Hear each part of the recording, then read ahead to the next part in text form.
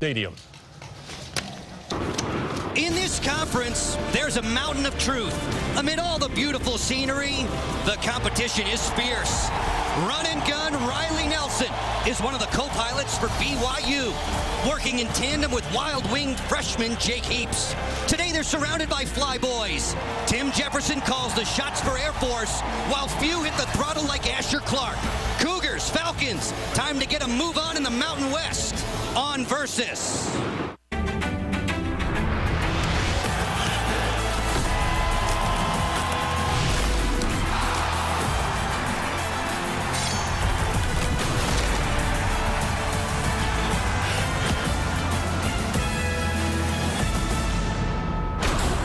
The Air Force Academy, where the cadets are in perfect formation. Today, the Cougars of BYU set foot in the front range to square off with the Falcons of Air Force for college football on Versus, presented by Windows 7. So nice to see you again alongside Kelly Stoffer. I'm Joe Beninati. It's not very often that these teams have a conference opener this early in the year, Kelly. What are the potential pitfalls? I think the pitfall is really more of mental preparation. It's not routine. Coaches and players they're creatures of habit. They like the routine. This isn't routine to have a conference opponent so early. Year in, year out, there's a lot of attention paid to whoever is playing quarterback at BYU. This fall, Riley Nelson and Jake Heaps share that spotlight. Very unique, but I like what BYU is doing. Mobility of Nelson gives him a new dimension. He likes to run the ball. They put him on the move. And Heaps is a prototypical drop-back passer that BYU likes. They like to get him on the move as well. And you can see what they did last week. Identical passing yards. They just do it differently. Nelson is more of a mobile guy. Heaps, they like to keep in the pocket and cut down the field in half. BYU's overwhelming size advantage cannot be overlooked, but Air Force plays with great energy on D, led by the non-stop Rick Ricketts. And Ricketts is going to have to be that big energy guy, because remember, Ben Garland is out of the middle. He has to be a disruptor, and look for him to play with a ton of passion. When the Falcons get the ball, Tim Jefferson keeps people guessing. I like Jefferson's downfield ability in the play-action passing game, but also the intricate ball handling. He likes the triple option. He's a very aggressive runner and an efficient finisher. Football Saturdays filled with pageantry at Air Force, and on this day, special reminders of September 11th. Lindy Thaxton brings details of the ceremony next. It's a special day here in Colorado Springs. The fans in their seats early for this one as the Falcons take on the Cougars. I'm Lindy Thaxton, and here at the Air Force Academy in honor of 9/11, take a look at the Falcons helmets. They have a red, white, and blue lightning bolt on the side.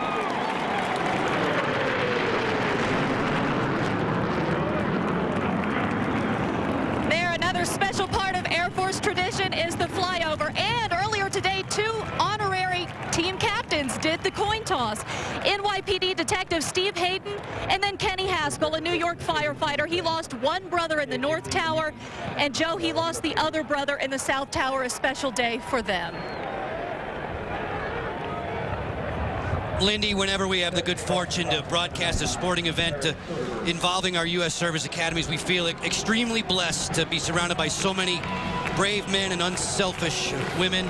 September 11th, those memories can only be heightened. We reflect on those lives lost, those lives still in peril to protect us. And trust me, there wasn't a dry eye in the stadium, and definitely not in this booth before kickoff today. Air Force won the toss. They deferred. BYU will receive. O'Neal, Chambers, J.J. DeLuigi back deep. Falcons here at home in blue. Eric Soderberg boots it with the wind at his back. Chambers from the goal line. Gets a crease across the 25, and that's where BYU will begin. He hails from Logan, Utah, Riley Nelson, and we're told he's an amazing community service leader. You see his numbers from a week ago. Riley waited in the wings behind Max Hall last year. Now he shares snaps with Jake Heaps, a super talented freshman. Of the 2 QBs, Kelly, Riley's the more dangerous runner. The menus are different for when Nelson or Heaps are in the lineup. Zone read, an option for DeLuigi. Knocking him out of bounds, running hard from sideline to sideline, Brian Lindsay from his safety position. The Cougar offensive line is, as usual, filled with behemoths. Blindside tackle Mac Reynolds is the best of the bunch. He switches sides depending on who's at quarterback. Backs and receivers, established veterans and newcomers. Running back J.J. DeLuigi's a big playmaker. Brian Correa will do it all. On 2nd down and 6. Good news for the Air Force Falcons today. Reggie Rembert in the lineup to start after last week's neck injury. Nelson to throw over the middle and too tall for his intended target. It was the tight end Mike Muhlman who was begging for a call. Riley Nelson, as you've talked about, we also have a flag on this play. Now roughing the passer. And that's an automatic first down, Joe, and that's exactly, Air Force has to be able to stay away from those penalties, but play action pass off of that double tight end, and you just have to lay off at the end. The officials are going to call that every time, but Air Force was very buttoned up on the backside off of that play action pass. That's a good sign early for Air Force. Andre Morris, Kelly, the vocal leader for the Falcons, a guy who gets in your face. He was the man who was hitting Nelson from the blind side there. Cougars in business, 1st and 10 from the 45. Ooh, and a smack delivered. Brady Amack came to make sure. Front 3 plays with a ton of energy. Rick Ricketts is the leader with fury that fans just love. Linebackers aren't afraid to get in somebody's face. Andre Morris is the man who leads the way, and the secondary is very impressive. Anthony Wright and Reggie Rembert on the corners. Both of those guys can be thieves in terms of interceptions. Just getting started with college football on Versus, presented by Windows 7. 2nd and long for Riley Nelson. Throws this one off a shoulder pad high in the air. Leaping nearly for that deflection was Anthony Wright. Personal foul, hands to the face, number 60, offense, 15-yard penalty, repeat 2nd down. And Terrence Brown, that big center, had hands to the face that time and kind of gives Air Force that 15 yards back. But right now you can see that BYU wants to establish the run, and off of that they play action pass, and Riley is very good at seeing things down the field, but a little shaky, actually right through the hands of the receiver on that play, Richard Wilson, number 18. Wilson made 3 catches last week in the win over Washington. 2nd down and a whole bunch for Riley Nelson and BYU, and then movement before the snap. Zach Payne is making his first start. Dead ball, offside, number 51, defense. And he's 5-yard guilty. penalty, still 2nd down. And Joe, you can sense that both teams are a little unsettled. There was a ton of emotion in pregame, and you can kind of see that unsettled aspect on both sides of the ball to start this football game. 2nd and 19 after the penalty. Nelson on a short drop throws this one. That was nearly intercepted. Riley Nelson trying to get himself and his mates to settle down. And Riley Nelson is supposed to be that quarterback that is calm under pressure, but he just absolutely throws one wide and outside of his intended receiver going to the flat. That ball actually should have been thrown out of bounds, Joe, because that was very well covered. That was far from a pretty spiral, Kelly. And right now, Air Force has touched more of Riley Nelson's passes than BYU receivers have. 3rd and 19 for the Cougars on their initial drive of the game.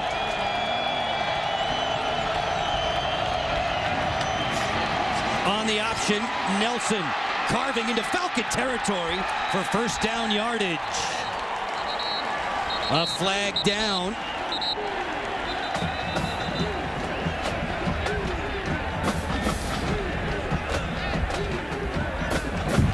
Offside, number 90, defense. Pass decline, result of play, 1st down. And Joe, this is what Riley Nelson brings. He's a mobile quarterback that BYU really hasn't had for quite some time. And it's a quarterback read, it's an option inside, and then takes it to the edge. BYU quarterbacks haven't been seen doing that in a few years. Good for 24 yards and a 1st down. Nelson to throw, goes through the progression, and then he tucks it down. Swallowed up there at the 2nd level. We were talking to Robert Anae, the offensive coordinator for BYU, earlier in the week. He said that he doesn't think defenses defend the quarterback, they defend BYU's scheme. I totally disagree with that. I think they defend the quarterback. They're two totally different skill sets. We haven't seen Jake Heaps yet, but we've seen the mobility of Nelson. 2nd and 2 out of the I. Nelson launching this one into the end zone. There was contact as O'Neal Chambers was making a break for the ball.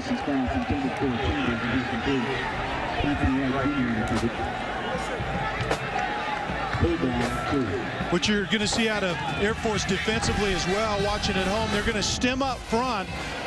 They're getting pretty decent pressure, rushing usually 4 or 5 and great coverage downfield. And right now, Air Force feels comfortable bringing extra people because they like their matchup on the back end in their secondary. 3rd down and short for the Cougars. They've held the ball nearly 3 minutes. Riley Nelson with a big play on this drive. Tucks it down and then gets tripped up on the perimeter. Andre Morris with a shoestring tackle. 3rd best in tackles a season ago for these Falcons. What you're going to see out of Air Force defensively, they're going to have movement up front before the ball is snapped. That defensive line is undersized, so keep them on the move a little bit. Give that massive offensive line for BYU somewhat of a moving target. And they'll try to get some push now. 4th and 2. The Cougars moving into the wind will choose to go for it and not try a field goal attempt.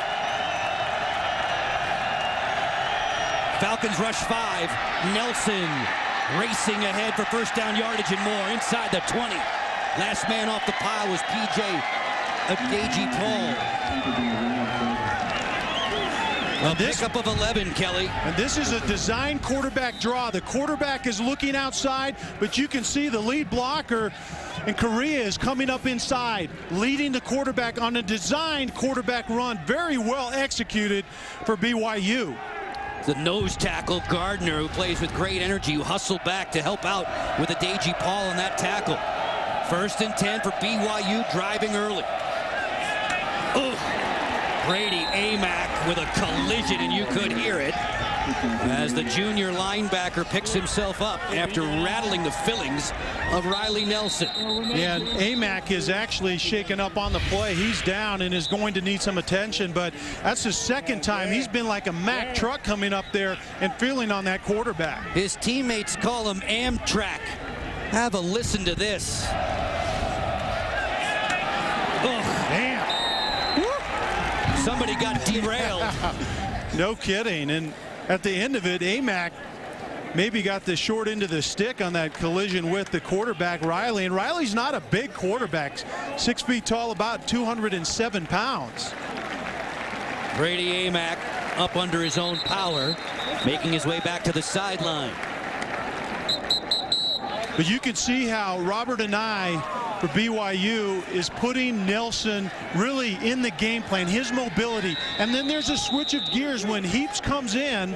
It's a lot more pocket presence, drop back and throw the football on 3, 5, and 7 step type of routes. Interesting drive, Kelly. They've converted a 3rd and long, a 4th and short. Riley Nelson's been the focal point with his running ability. 2 tight ends set in the I. And BYU is loaded with tight ends, even though they're replacing 2 very good ones. Korea gets stacked up at the interior of the line. Jordan Waiwaiole, the first man to say hello. And I like right now how Air Force is playing run defense in that front 7. But where they haven't defended, Joe, is on that quarterback. That's that nuance that Air Force is going to have to get used to. Seeing BYU with a quarterback that can make some plays with his feet. We saw Coach Troy Calhoun on the Air Force sideline. He loves the way his defense flies around the football. They've got to dig in now on 3rd and 7. Trying to give Nelson a lot of different looks, cause confusion. Quarterback sets his feet over the middle. Nice catch. Towards the end zone, DeLuigi just knocked down shy of it. Reggie Rembert in there on the tackle. It's a pickup of 16. DeLuigi cashed in on a touchdown catch and run last week against the Huskies. And DeLuigi coming out of the backfield right there. You can see him. He's going to break inside. Very good job. That's a matchup that Robert Anae, the offensive coordinator for BYU, likes against that second level of coverage for the Air Force. Haig and DeLuigi in the eye behind Nelson. This is Wilson in short motion. Option. Pitch. DeLuigi. It's a cakewalk. Cougars on the board first.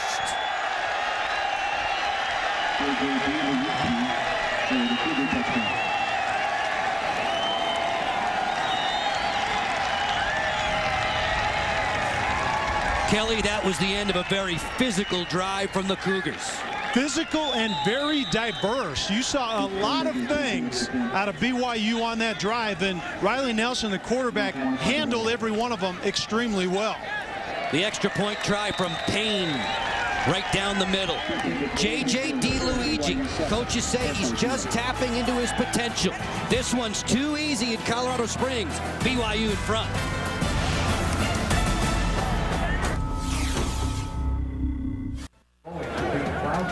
7-0 early for BYU, and Kelly. Riley Nelson really was the guy driving the bus on that trip for the Cougars. I think Nelson was a little shaky early in throwing the ball, but he made up for it in plays like this. The quarterback read option, getting to the edge, the design lead draw, picking up a key third down, and then when he had to make a play, he looks for DeLuigi. DeLuigi is a matchup right now that I don't think Air Force has an answer for. J.J. DeLuigi on the 1-yard scamper. That drive taking just a bit more than 5 minutes time, and a couple of third down conversions. They converted on 4th and short. Very impressive to start. And remember, Joe, a couple of big penalties on Air Force's part to kind of help that drive by BYU. Cody gets Jonathan Warzika back. Riley Stevenson seeing the ball blow off the tee. Last week, 99 in the white was the Mountain West Conference's Special Teams Player of the Week. Yeah, and Bronco Mendenhall focused on the role that BYU special teams played last week in that big win over Washington. Field position is going to be key in this game as well. Kicking into a pretty stiff breeze. It's been gusting upwards of 20 miles an hour. Stevenson booms it away. It's a low knuckler, a squib. Falcons up back will take it, and Air Force will have excellent field position to start. The Atlanta, Georgia native quarterback Tim Jefferson has had his share of injuries, but when he's right, he's tough. Tim is very good at steering that triple option. He's improved his passing ability, and that keeps defenders up at night.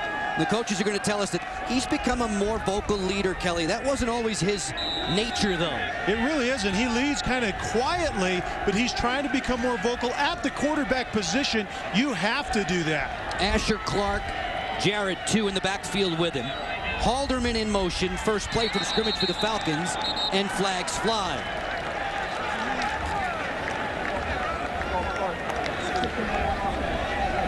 Still first down.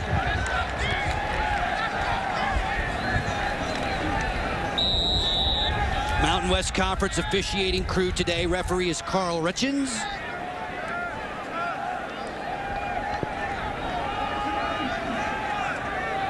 J.J. DeLuigi has given BYU the advantage. Air Force looks to respond. Option. Asher Clark gets the edge and rockets his way across the 45.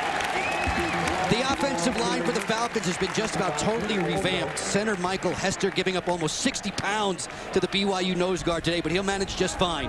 Backs and receivers, running back Jared 2 could be the first 1,000-yard back for the Falcons in better than 21 years. Jefferson to throw. Sets and fires. A good-looking ball. An exceptional effort there by Kevin Fogler, the towering wideout at 6'5". He's their big playmaker on the outside. Stephen Thomas was there in coverage. And that was just a straight drop back throw. It wasn't even play action that time. And Fogler is that big play guy down the field, and look for them to target number 7, Brian Logan, on the true matchup. But you can see Logan, number 7, had help underneath by the free safety, Stephen Thomas. 3rd and short. On the option pitch, it's Warzika for first down yardage. inside BYU territory. In the 3-4 alignment for BYU, these men muddy up the front. Vic So'oto has found a home at the end position. BYU always chock full of linebackers. Shane Hunter received rave reviews after the win last week. Secondary has a great deal of experience. The corners are in for a lot of one-on-one coverage, Kelly. You made that your point. Off the option pitch again, it's Clark on his way down the sideline, sidestepping Thomas, and then bumped out of bounds by Andrew Rich. The Falcons working with precision early.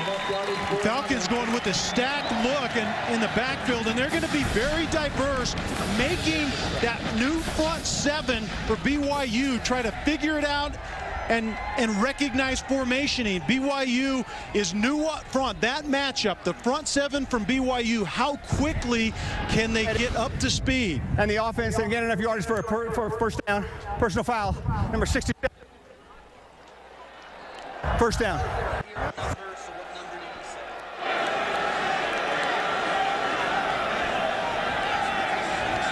Nearly halfway through this opening quarter, and Tyler Schoncheck guilty for Air Force backing them up after a 22-yard gain from Asher Clark. And Coach Calhoun is pleading his case along the sideline. Well, there's a fine line because Coach Calhoun wants those guys up front to be very aggressive, be very nasty, but you just have to do it between the whistles. This offense so difficult to diagnose, and especially early in the year. BYU, as you said, breaking in a lot of new folks in the front seven. Jefferson off the play fake. Throws over the middle. This is wide open. Touchdown, Falcons. Mykal Hunter with ease.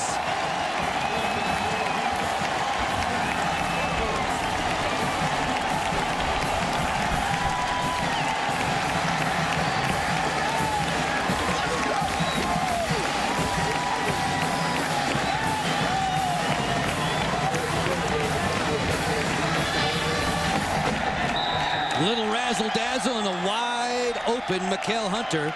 Good for 37 yards. Soderberg, extra point try. No worries. Both teams very effective on their opening drive. Mykal Hunter, the fastest of the wide receiver core. Jefferson looks up, and there's nobody around his receiver. Hunter dashes in. We're dead even in Colorado Springs. Back with more on Versus.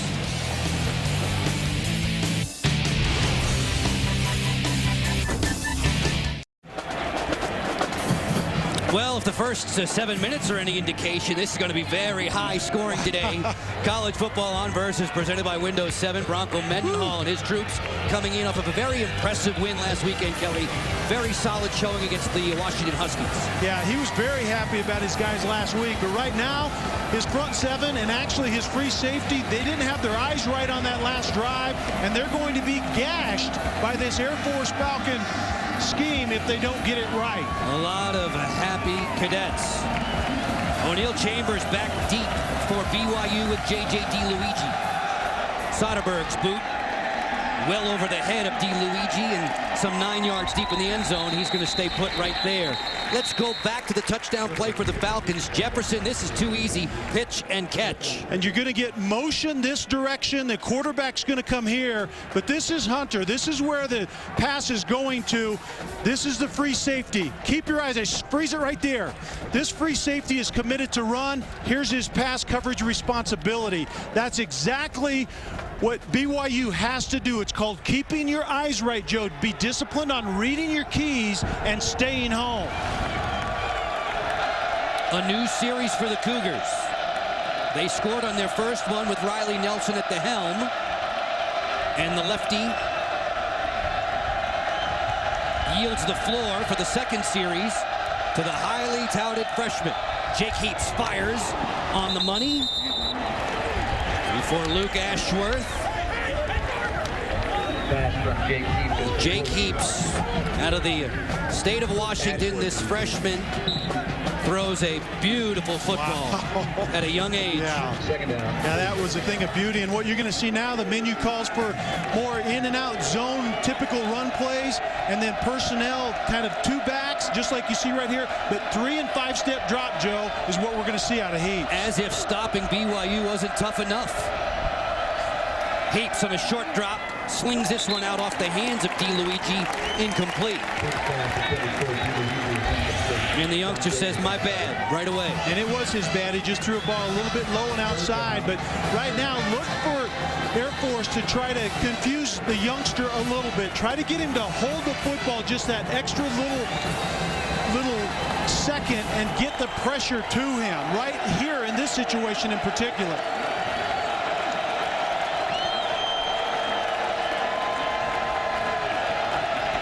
Third and short for Heaps. It's noisy at Falcon Stadium. Here comes the blitz. Heaps' throw. Juggled and grabbed by Cody Hoffman. Wrestled to the earth by Anthony Wright. We are 7-7. This is College Football On Versus, presented by Windows 7. Along with Lindy Thaxton, who's at field level, and Kelly Stopper up here in the booth. I'm Joe Beninati. So glad you've tuned in. It's going to be the last meeting between BYU and Air Force for a while, with the Cougars leaving Mountain West Conference next year. Very interesting, and that just adds to the emotional level in this game. Movement on the line at the end of it. Tight end Mike Muleman was a little fidgety. Ball short. Number 82 offense. 5-yard penalty.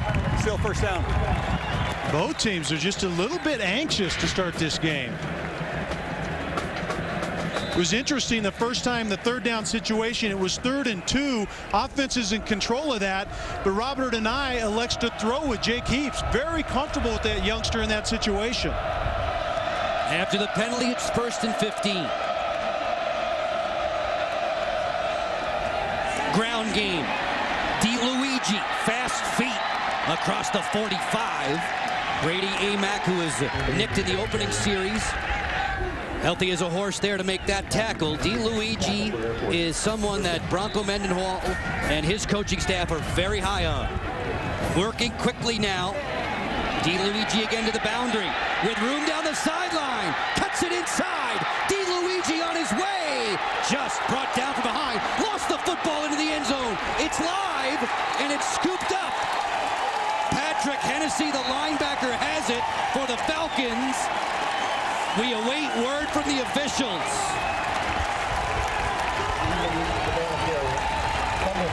Great hustle by Hennessy.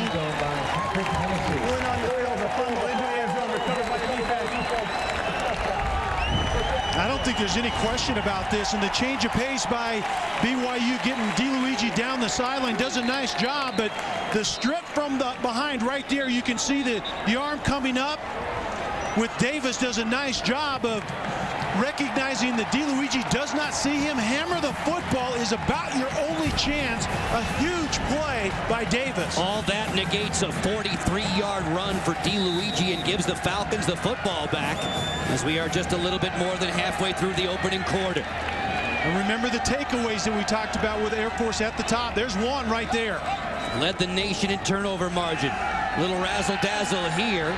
Jefferson then feeling the pressure. He's buried. Ethan Maniula, number 55. Manu Maliuna, someone who will get in there quickly with Vic So'oto and Romney Fuga, an aggressive front three.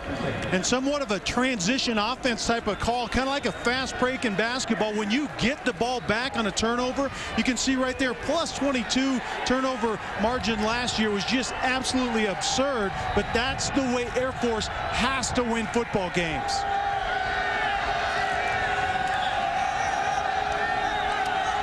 Out of a power eye set, it's the fullback 2. Snatched up quickly. Vic So'oto in there along with Jordan Pendleton, and a flag down on the play.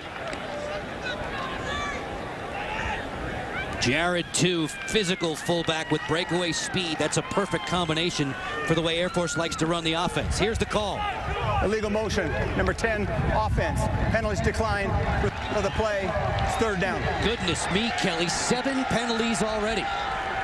And we talked about at the open how playing a familiar opponent, a conference opponent early in the year, and you can see Hunter out wide, did not get set before the ball was snapped. But that's what we're talking about. When you're familiar with an opponent and all of a sudden they're thrown into a place in your schedule you're not ready for, this is what you see, that emotion coming out and sloppy play so far. Warzika in motion. Jefferson keeps, then pitches. And that's going nowhere. All of it blown up by Andrew Rich. The good news, Air Force got that takeaway and prevented DeLuigi from going into the end zone. But the bad news is the offense did absolutely nothing with it. Not a very good series for the Falcons right there. Punting duties for Air Force handled by Keel Bartholomew. Averaged 45 yards last week on a couple of boots. McKay Jacobson standing at his 40 for BYU. This one's launched. Jacobson from the 40. Makes the first man miss. Brings it back across midfield, and that's where BYU will take over. Cougars and Falcons 7-all. It's a Mountain West Conference opener in Colorado Springs on Versus. It is time for a Foster's game break. Oklahoma hosting Florida State. Landry Jones up top to Cameron Kenny, who pulls it down and takes it in. And the Sooners lead it 21-7. Joe. Bill, it's nice to hear your voice. Bill Patrick, Roland Williams, Glenn Parker back at College Football Central on Versus. My goodness, look at Oklahoma with 31 straight wins in Norman. Air Force goes there next week. Riley Nelson back in at the controls for BYU. This first quarter has been littered with penalty flags. Start number 70, offense, 5-yard penalty, still first down. The best of BYU's bunch up front, Matt Reynolds guilty. And Matt Reynolds playing on the right side with the left-handed quarterback Riley Nelson in the game, and then he'll flip over to the blind side, the left side, when you have the righty Heaps in. Interesting. Somebody better cue him. Cougars stay on the ground. Correa runs with great force. Amack trying to strip the ball. Reggie Rembert stuck his nose in there too. Ryan Correa, the ball. And Correa gives BYU some flexibility in that at that running back position. He can play fullback like he was on that play. He can play running back. Remember, Zed Mendenhall got dinged last week. He's playing today, but he's that starter at running back. But we've already seen Mike Haig, really the third fullback in, that led DeLuigi in on that touchdown. Mendenhall was a concussion last week. Rambunctious fullback. This is 2nd and 12. DeLuigi repositions. Nelson to throw. On a crossing route, puts it right to the heart of the receiver. Brady Amack with a tackle on Muhlman. Mike Muhlman rounding into Foreman. Big shoes to fill, Kelly, when it comes to the tight end spot for BYU. Yeah, no question about that. See a BYU player down being attended to, and you talked about that tight end position. BYU's staple, and think of Pitt just in the last few years. They like to go. Or defense, 15-yard penalty. Wow. I think it was a late hit, and actually I think it might be Jacobson that is down on the ground, and Air Force is being called for a late hit. Jacobson was the inside receiver, Joe, that was crossing underneath that coverage, and I believe he got lit up right at the top right there. And actually, you know, it looked like Riley was going to go to that receiver, but there's an emphasis this year in college football of protecting the defenseless receiver. They're coming down hard on defenders that are looking to go out for those headhunter type of shots, and that was a good example of it on that play. McKay Jacobson making his woozy way to the sideline, Kelly. They tell us he has excellent chemistry with his quarterbacks. Big playmaker last year in that upset win over Oklahoma early in the season. He had the game-winning catch. Tough customer. He'll be back. Yeah, great hands, great route running, and probably, you know, their best all-around receiver right now that BYU has. Bronco Mendenhall hit 50 wins last week. He's never lost to Air Force at the helm for BYU. Play action fake. Nelson to the corner. Jump ball. Chambers wrestling with right. And it bounces free. A flag down near the pylon. We are in double figures of penalties. 5, defense. And automatic first down. And the ref Mike is having some issues, it sounds like, with the wind. But Anthony Wright, number 5, he's that ball-hawking defensive back. He's one-on-one outside against Chambers. And you can see right there, the left hand, the push, the ball's in the air. It wasn't much, but it's enough. You have to keep your hands off the receiver when the ball is incoming. The officials have been heavily involved in this first quarter, as you can tell. Penalty story lopsided against Air Force in this opening quarter. We're about 60 miles south of Denver in Colorado Springs. Temperatures are beautiful, low 70s, but the wind is kicking up around 20 miles an hour. Nelson and the Cougars are working into the wind this quarter. Correa in the backfield. Nelson will keep it. Nelson drilled there. Amack gobbles him up. Riley Nelson, terrific in high school. So many passing records in the state of Utah have his name all over them. Second and goal for BYU. Nelson there with an authoritative clap of the hands. He wanted the ball. 73, offense, 5-yard penalty, still second down. Jason Spiriton is going to get called for moving before the snap, but it looked like Terrence Brown, the center, actually should have snapped the ball. You mentioned it, Joe. It looked like Nelson wanted that ball earlier than he got it. Remember last week, just looking around the nation, remember the problems poor Florida had in its game. BYU last week perfect, and last year quite good when they get in the red zone. Florida's shotgun snaps last week were absolutely all over the map. Jacobson is back in. He's in the slot to the left of Nelson. BYU wants a timeout. And they'll get it. BYU, it is their first half. 30 seconds. 7-7 here in Colorado Springs. It's BYU and Air Force. Back to College Football Central. Let's check in with Bill. All right, Joe, thank you. Another Foster's game break coming at you. Ohio State hosting Miami from Columbus. Terrell Pryor to Brandon Sane. It was reviewed. It was ruled a touchdown, and this one is tied at 10 apiece. Okay, Joe. 7-7 here, Bill, as we share time with Lindy Thaxton. Then you were with the Green Bay Packers when 9/11 happened. You ran with the American flag across the field then, and you ran with it today. What are those moments like? All great memories. This being another chance to give back to the community here at Air Force, and really going back to the 9/11 game, that game on Monday night with the Pack, and even an episode like this, you want to let the folks know that are out there doing it for real, protecting us, laying on the line week in, week out, doing it without any credit. If you can be a figurehead and show that people are what the Air Force, what the military is about, and that's our payment. That's what we give back. On second and goal, Nelson racing towards the end zone where he's tracked down. Jordan Oli making the tackle with help from Brian Lindsay. And Chris, tell me what you think of what you're seeing so far today. Well, I tell you what, we're bending and breaking a little bit, but I think we'll stiffen up here. Obviously, a lot of adjustments to be made. It's all in the sweet science and the X's and O's, and we got a great staff to dial things in.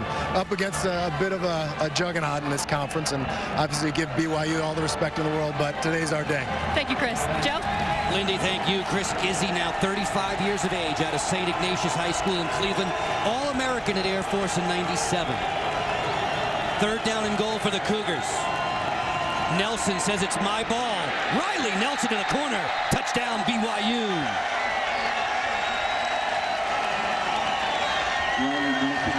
Kelly, he's been hogging that football in the first quarter, but he's been working well. Well, we talked with Robert and I earlier in the week, Joe. He got a little bit excited when we talked about the fact that he has a mobile quarterback for the first time in a long time, and you can see it right here. I mean, these are just dialed up as quarterback keeps. There isn't any finesse. He's doing a great job. 60 yards rushing already in this football game for Riley Nelson, the quarterback. From BYU, you've got to be kidding me. Extra point try off the uprights, and it caroms through and good. Anxious moments there for Mitch Bain. 14-7 BYU. Friends, it's NHL Face-Off 2010. The puck drops in a new season Thursday, October 7th, 6:30 Eastern. Keystone State rivalry renewed. Flyers and Penguins. Then at 10 Eastern, the defending Stanley Cup champions, the Chicago Blackhawks against the Colorado Avalanche. Hockey lives right here on Versus. Tick-tock, tick-tock. The weeks are flying by, and the pucks are flying in training You're camps. getting excited about that, aren't you? Rookie camps open up this weekend. The veterans on the ice next. We have some football to do, Joe, before we get to that, right? Yes, we do. Yes, we do, and I love it.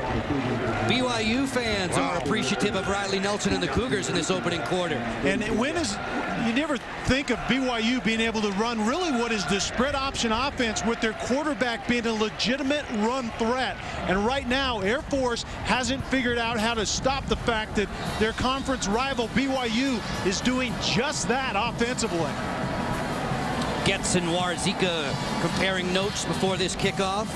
How about we just put Jake Heaps at quarterback and put Nelson in there as one of the running backs? That might be another personnel set for him. Don't give Robert and I any thoughts about that. Into the wind, a strong kick nonetheless. Warzika feels it on a hop, and he'll take a knee. BYU leading today. Last year, Kelly, in Provo, it was an offensive showcase for Max Hall and the Cougars. Yeah, Max Hall was all over the place, giving it to Unga early in the game. And Harvey Unga had a very nice game as well, but Max Hall finding his favorite target, and Dennis Pitta more than once. I think Pitta was 9 catches for over 111 yards, and you can see Chambers on that play. 21 points in the second quarter to blow that game open. BYU's won the last 6 get-togethers between these two by a pretty healthy margin. That's interesting. And very effective here at the Academy. 1st and 10 Falcons. 2, the fullback with some room.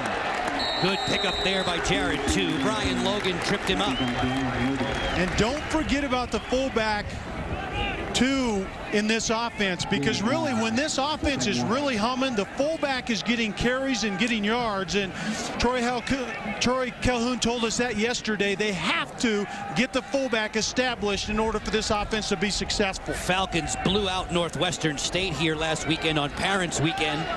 Everybody and then some touched the ball. 2 had 65 yards in that game. He picks up 9 there. Halderman now healthy and in motion. Jefferson to throw into the flat. Asher Clark wrapped up. Good tackle by Jordan Pendleton, who's really grown into that linebacker position. Brandon Ogletree came over to give him some help. And this is what Jefferson brings to the table. He wants the home run downfield. He has Hunter on that post route, but to come to a secondary receiver and throw an accurate pass, Air Force hasn't had that, Joe, for a long, long time. This is 3rd and short now, Kelly. Just over a minute with which to work in the opening quarter. Warzika in short motion. Fullback dive with 2. Knocked down by Ogletree, but moved the chains for Air Force. And remember how this drive has started. A great first down play gets them in 2nd and short. That's an expendable down. You can go for the home run if you want. You can throw the football and still come down back on 3rd down and convert like Air Force just did.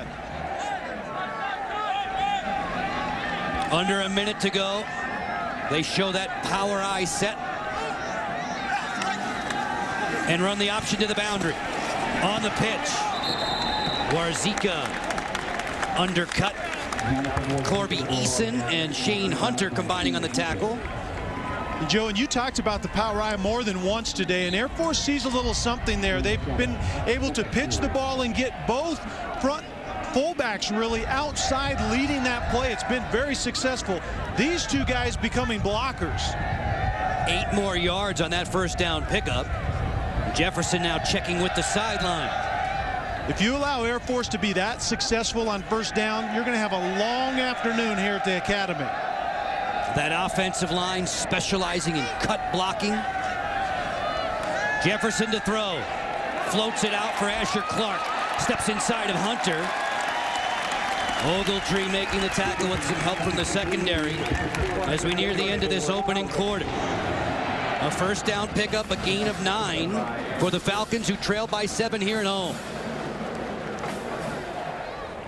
As time ticks away in the opening frame, the Falcons will be moving into the wind in quarter number 2 as we continue with more college football on Versus, presented by Windows 7.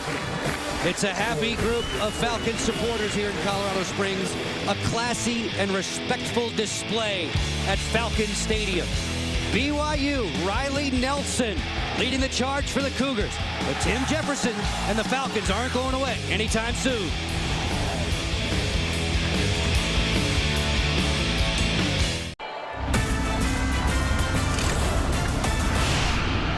It's a gorgeous day for football at Falcon Stadium in Colorado Springs. BYU on top, 14-7 over host Air Force. Falcons in blue with possession. Both of these teams 1-0 in week 2. This their Mountain West Conference opener. Jefferson making a dash down the line of scrimmage, cuts it upfield, and another flag floats in. Romney Fuga made the tackle on Jefferson. The preliminary indication is holding. Holding, number 42, offense. 10-yard penalty, repeat first down. Jared 2, naughty. Troy Calhoun reminding us 2 is the only player on the roster who hails from the great state of Utah. So these BYU and Utah games are huge for him. 42, Jared 2 takes the fake, and you can watch him out on the edge. He knows now he's the escort for his quarterback. And I believe they have the wrong guy. 42. Wrongfully accused. You take that naughty back, Joe. He had nothing to do with it. Jared 2 was totally innocent. My apologies, Jared. Don't hit me. And by the way, I didn't see a hold at all on that play. It's Jefferson to throw. Has Halderman. Kyle Halderman inside of BYU territory. Shane Hunter gets credit for the tackle. Jefferson and the Falcons moving the football. A gain of 22. And this is what Tim Jefferson brings, a new dimension. He's going to roll and drive the football in tight coverage, a tight window. You're used to Falcon quarterbacks being able to go downfield on play action pass, but to throw through a narrow hole is unheard of here at the academy. They move Halderman around a lot. He's effective. Asher Clark in motion. Jefferson for Clark in the flat. Crunching blow delivered by BYU's demolition man, Andrew Rich. Andrew Rich is that free safety, Joe, that is down around the box because of that triple option offense. So he ends up covering the receiver out on the flat that time. But what Air Force is doing right now is trying to find a new way to get their big play guys out in space, and that's one way, the quarterback throwing out to the receiver in the flat. 2nd and 11. More option from Jefferson. Wrestling him down was Manu Maliuna. Very active at his end position.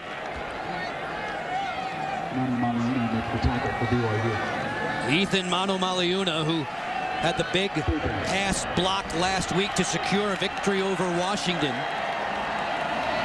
Only a sophomore, that native of Anchorage, Alaska. 3rd down and a bunch. Big total yards today for both teams already. We're nowhere near halftime. 2. Knocked down by Rich. 2 thought he had an open pathway perhaps to the end zone. And I think he might come up just a little bit short on 4th down. Troy Calhoun making the first big decision here. And I think right now offensively you have the momentum. They're finding some things, especially with 2 at that fullback position. Go ahead and keep that momentum and ram it up in there. Just like BYU in the first quarter, Kelly, going in this direction into the wind. No field goal attempt. Jefferson barking down the line. Halderman in motion. The fullback 2. Trapped immediately by Jordan Pendleton. Falcons say first down. Cougars, of course, are washing everything out. And I think it's a good idea right now to run behind the center right there, number 54, Michael Hester. He's doing a very good job of stopping that initial push by BYU, and Jared 2's strong enough to get that first down up inside. Troy Calhoun pacing on the sideline. Michael Hester this past summer, combat survival training for him, the junior center. And that's also one way you defend Riley Nelson, is possess the football if you're Air Force and keep Nelson on the sideline. Off the option pitch, it's Halderman. Bear hug swiftly. Coming up on the edge was Brian Logan. 14-7, Cougars have the advantage. College football continues on Versus. Coach Patterson and his TCU Horned Frogs attempting to hold off the Baylor Bears in a classic Texas showdown. Baylor at TCU next Saturday, 4 Eastern Time. At Baylor quarterback Robert Griffin, you'll like him, Joe. He's a very, very exciting player. He's everywhere, all over their literature, yeah. all the media guides and publicity manuals. He's everywhere. First back through. Asher Clark tumbles down at the BYU 20. Matt Putnam is the first guy in off the bench on the defensive front. Big number 41 wrapped him up. And Asher Clark is one of those guys that is a big play guy that they need to find a way to get to the edge. Air Force likes their matchup with their speed guys, their quick guys on the perimeter against what BYU has outside. They just haven't been able to get there often enough yet in this game. Clark's gain of 5 brings us to 3rd and 4. Jefferson on the pitch for 2. 2 rumbles towards that marker. Hunter thumped him out of bounds. First time in the red zone for Air Force. Their early touchdown was a 37-yard strike from Jefferson to Mikael Hunter. And Warzika is going to end up getting the block outside, and then 2 comes up, does a good physical job of running the football. You can see the blocking outside by Fogler, and then 15, Warzika is the wide receiver in motion that gets a nice kick-out block as well. The wide receiver, Fogler, Kelly, pretty humble. He said, you know, we come to the Air Force, we know it's blocking first for us, and then if we get our chance to get our hands on the ball, then we'll do what we can, but they know they've got to block first. You know, Joe, in the past at Air Force, it used to be that same thing and just kind of throw the receivers a bone once in a while to keep them happy, but with Tim Jefferson throwing the football, guys like Fogler are true big play guys down the field. Measurement continues here, just shy of the 5-minute mark. The first down credited to the Falcons.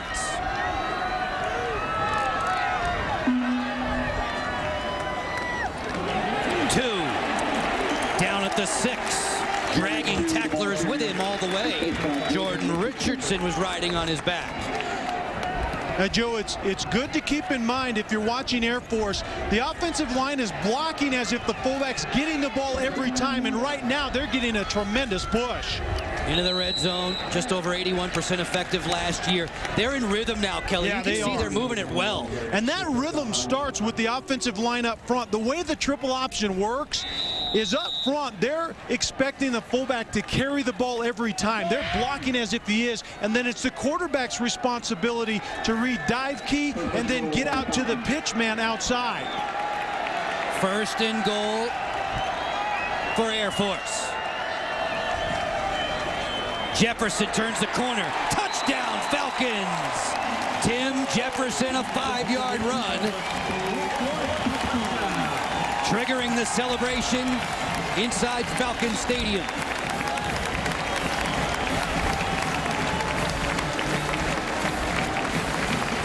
Always keep in mind, Joe, that the second quarter is kind of that adjustment quarter, and right now BYU doesn't have many answers for what Air Force is doing. They're getting it to the perimeter, which is what they want to do, but they also have Jared too established up inside.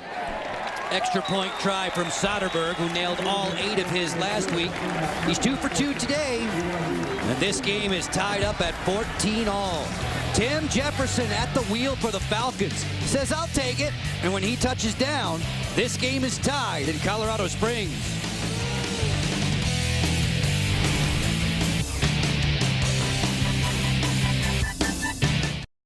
Set to kick off for the Falcons is Eric Soderberg. Sun shining brightly in Colorado Springs. 14 all. College football on Versus presented by Windows 7. Joe Beninati, Kelly Stoffer, Lindy Thaxton with you today from Falcon Stadium, where the cadets are here in force. Before this game today, a special remembrance of the 9/11 public tragedy. So chilling to remember the goings-on, what happened in New York City and Washington and in Pennsylvania that day. Special honorary captains for the Falcons from NYPD and the Fire Department of New York. J.J. DiLuigi across the 30. DiLuigi hurdles a tackler. Excellent field position for BYU. Falcons just tied it up. An impressive drive, Kelly. And I think Air Force was able to establish Jared 2 up inside. A couple of good plays. There was one of them. Here's another one right up the gut. And then that allows the quarterback Jefferson to get to the perimeter, and he pays it off right there. When you can establish the fullback in this offense, it's tough to defend. BYU working quickly. Correa thunders his way to midfield. Brian Correa, valedictorian of his high school class and pretty smart customer, academic all Mountain West in his college days. And Jake Heaps gets his turn back up in there. And I think right now BYU Air Force would say that's a good thing. They had no answer for Riley Nelson at quarterback. 2nd and 4, Kelly, for the man many believe was the best high school quarterback prospect in the nation, Jake Heaps. Play action. Looking deep, going long. Just out of the reach of his intended target, the senior Luke Ashworth. And that's what you see right now out of Robert and I in play calling with Heaps in there. They're going to keep him more so in the pocket and try to depend on his big arm down the field. Ashworth off the play action pass was just running a quarter route, and the quarterback just set him outside a little bit. Now that you've seen him, what do you think of his throwing motion? I like it a lot. It is very, very precise, and he gets rid of the ball very, very quickly. 3rd and 4 for the freshman quarterback. Falcons showing blitz. Here they come. Heaps has time. He was hit as he delivered. It falls incomplete. Intended for O'Neal Chambers. Ryan Gardner, the man taking over for Ben Garland. The man who made life miserable there for Heaps. And that's the key. If they can get pressure on the young quarterback, he has crossing routes inside, which didn't define for him very quickly. Good job in coverage and allow that pressure to get into the youngster's face right there, and he threw the ball into the ground. First punt today for Riley Stevenson. Last week, much busier. Anthony Wright back deep for Air Force. If you missed it at the top of the telecast, we thought there was some question as to whether or not Reggie Rembert would play this week. This one is boom deep into the end zone with the wind. Rembert available and in the secondary for the Falcons. Stevenson a little bit disgusted. Too much foot on that one. 14 all in Colorado Springs.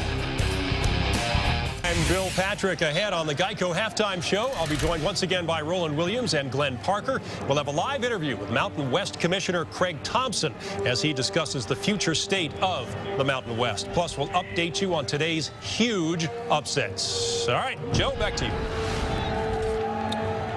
Bill will look forward to that. Huge upsets, huh? Uh-oh. Will this be a huge upset if Air Force wins this game? I don't see it as huge. I think Air Force was very, very capable of winning this game. Even as well as BYU has handled them in the last few years, last half dozen contests in particular, winning by almost 3 touchdowns. I like the matchup because of the young offensive inexperience or defensive line right now, that front 7 actually for BYU. Jefferson lunging forward into the arms of Romney Fuga. Tim Jefferson throwing the ball very effectively, as you can see.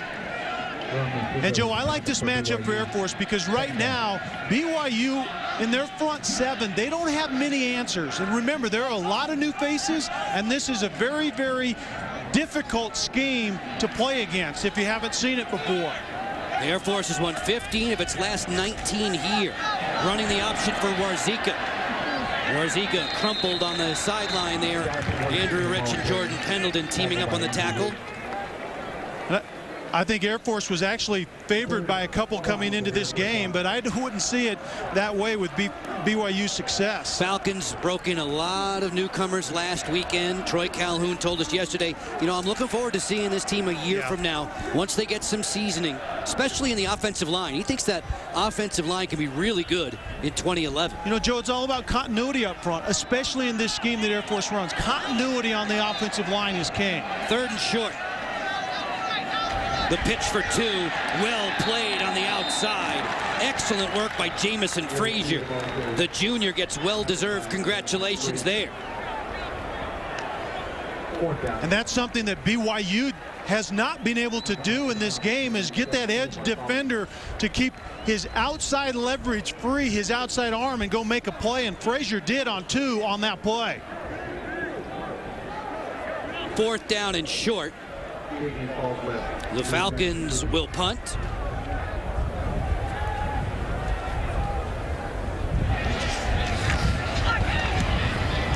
Bartholomew lifts this one. Whoa, dangerous catch on the run there. Falslev made the grab as we send you down to Lindy Thaxton for more on our 9/11 ceremonies pregame today. And I am here with Kenny Haskell on my left and Steve Hayden on my right. We told your stories at the beginning of the show. What was it like to be in the mix of all this? It's a very humbling experience for myself. I find it's a great honor to be here with our future generation of Warriors. Come out here and support them today on game day, and been humbled by the experience. And we've been taken care of so well. Everybody out here is great. This is one huge Air Force family, and it's my pleasure to be here.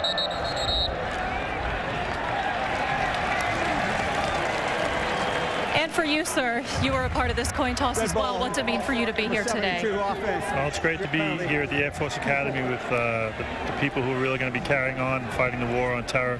It's truly an honor that they chose to honor the people that we lost from our departments. It means a lot to the families and the guys that were lost. So it's a very humbling experience, very grateful to be here. We're honored to have you here. Thank you both. Joe? Gentlemen and Lindy, we do appreciate it. Firefighter Haskell lost 2 brothers in the World Trade Center tragedies. Today, the Falcons are wearing those lightning bolts with the stars and stripes as Nelson looks for some ground, ducks back in. Brady Amack takes him to the turf. NYPD logos, FDNY logos on the back of the BYU, or the back of the Air Force helmets. The Port Authority recognized, as well as a 9/11 Pentagon logo. So respectful of what occurred 9 years ago. Just over 6 minutes to go in the opening half.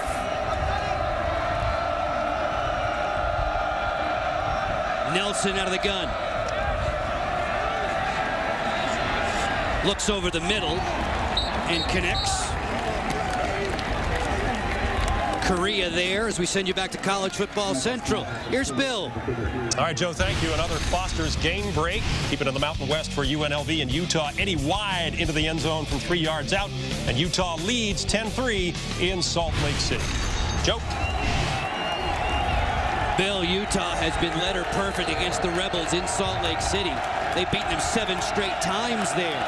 After that incompletion in and out of the hands of Korea, it brings up a 3rd down for the Cougars.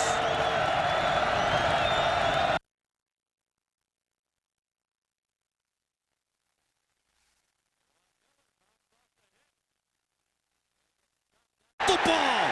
It's bounced free. The opportunistic Falcons do it again. A turnover story that often goes their way.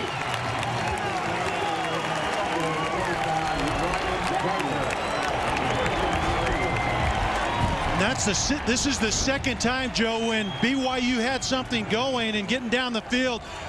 Riley Nelson has the 1st down right there, but just does not secure the football. A good job once again defensively by getting that out of there. You talk about the opportunistic Falcons. Troy Calhoun talks about they have to be well into plus turnover margin in order to give their guys a chance to win week in and week out. We've already seen it here this afternoon. Air Force's energy guy, Ryan Gardner, comes up with the fumble recovery. Going to be a real good one at that nose tackle spot, giving Tim Jefferson and the Falcons the football back in this game that's been on the teeter-totter from the beginning. Halderman with room on the edge. Halderman swivels deep inside of BYU territory. Kyle Halderman running fluidly. Air Force is being successful when they're getting quickly to the edge like Jefferson did on that play. Pitches it to Alderman, and you have a couple of wide receivers. Once again, Joe, doing a great job of blocking outside. Unselfish 15-yard pickup for Halderman and a 1st down for the Falcons in blue. End around. Mikael Hunter, who's already visited the end zone once. He hurdles on his way again. Mikael Hunter, touchdown Falcons! 33 yards on the sprint.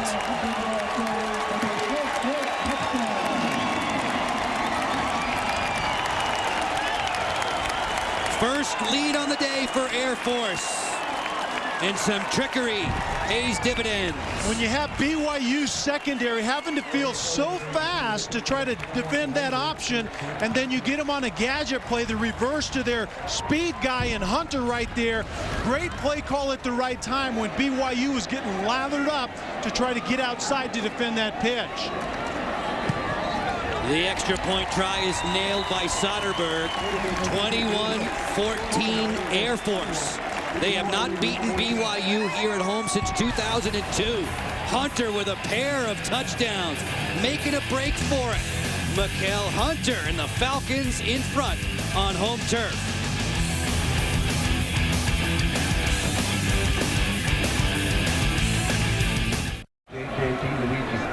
Coach Calhoun has to be very pleased. His boys in Falcon blue on top of BYU, 21-14. College football on Versus today, presented by Windows 7. Mikael Hunter has been dynamite in open space for Air Force.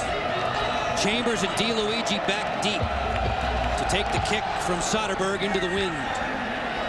It is Chambers watching it short hop down. He skips across the 20 and then gets swallowed up. 21 points on the board for Air Force, Kelly. Hunter's touched the ball twice today and done good, very good things with it. Get the ball to your speed guy. You can see the play action pass and Hunter on the post, and then just when BYU is trying to fill aggressively to stop the option, give it to your speed guy Hunter once again around the end, and he obviously knows what to do with the Joe.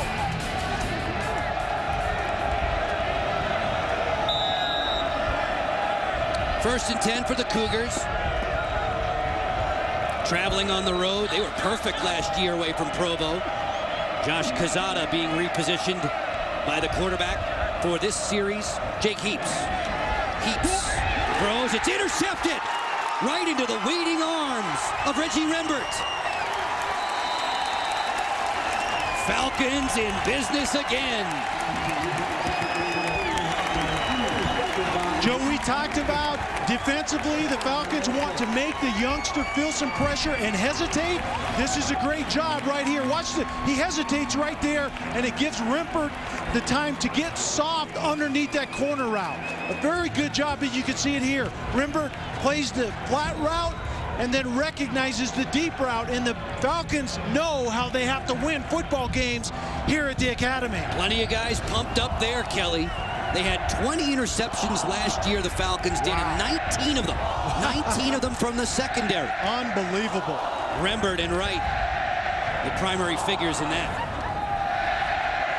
Jefferson on the play fake. Going for a bundle right off the bat. Throws it behind his intended target. Spinning Fogler around.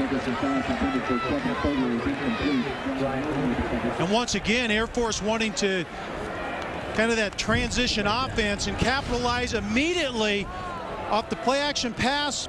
You see the turnover, then you try to get downfield immediately, Joe, but BYU does a great job of keeping their eyes right, being disciplined on the back end. Kelly, good point by you at the top of the telecast. Fogler 6'5", running against Logan 5'6". Yep, that's the matchup they like. 25 passes last year, 12 of them were targeting number 7, Brian Logan from BYU. Option pitch to Asher Clark. Asher turns into Dasher down that sideline. Andrew Rich taking him off of real estate after a gain of 11. What BYU is struggling with defensively right now is just trying to play assignment football.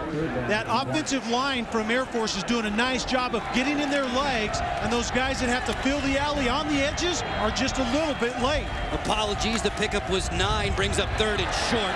Warzika on that 3rd and 1, not going anywhere. Andrew Rich makes the play.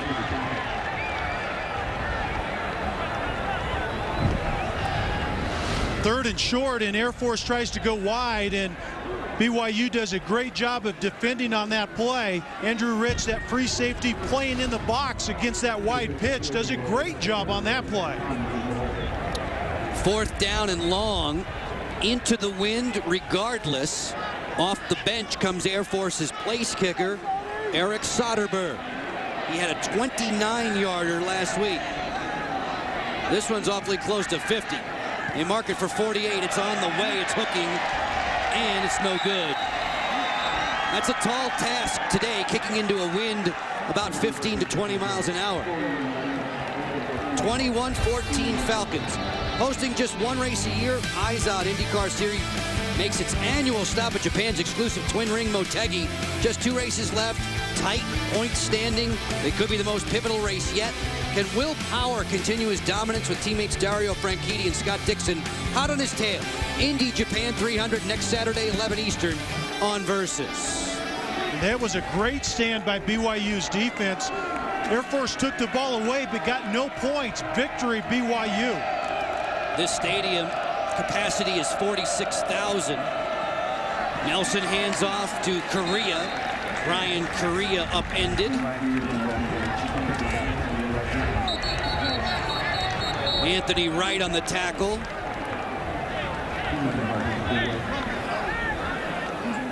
As the officials confer, Mountain West Conference officials in this conference opener, Carl Richens is the referee.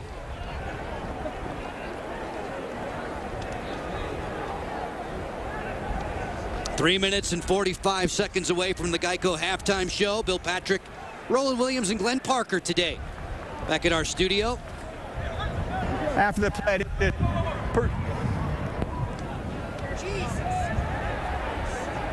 I don't think they quite are satisfied with what they want to call here. You heard the whoa, whoa, whoa. It actually looks like it's after the play and an unsportsmanlike. after the play, and a personal foul, number 86, defense. 15-yard penalty, automatic first down. They flag Ryan Gardner, who likes to crank up the Metallica in his iPod before the games. Well, he cranked it up a little bit on that play, I think, Joe. And he has to play with a high motor. He's only 260 pounds going against typically 300-pounders. I know he is today, but week in and week out. But he has to play with a ton of energy. Lined up opposite of Terrence Brown, who goes about 330. 4 wides, 5 wides in this pattern. Wide receiver screen to Hoffman. Tracked down very well.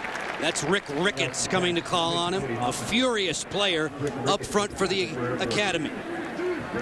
That's BYU trying to get their screen game going. You saw Air Force being successful, getting a little pressure on their quarterbacks. One great way to slow that pressure down is the screen game in beside or behind that big rush.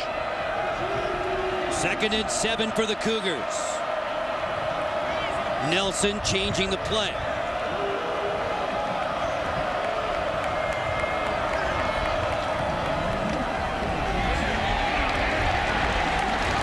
Nothing there. Rick Ricketts, the first man to meet DeLuigi in the hole.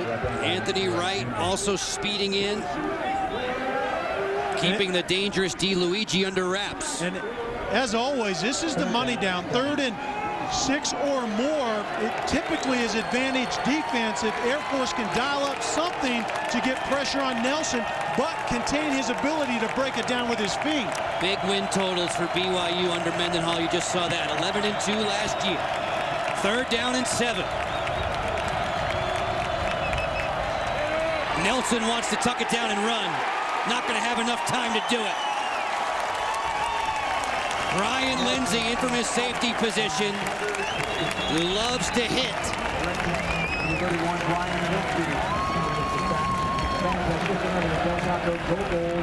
Lindsay was on the overload to the backside of Nelson that time and does a nice job of pursuing Nelson down the line. I don't know if that was a design quarterback draw, but if it was very poorly blocked, and Nelson was trying to escape out the left side.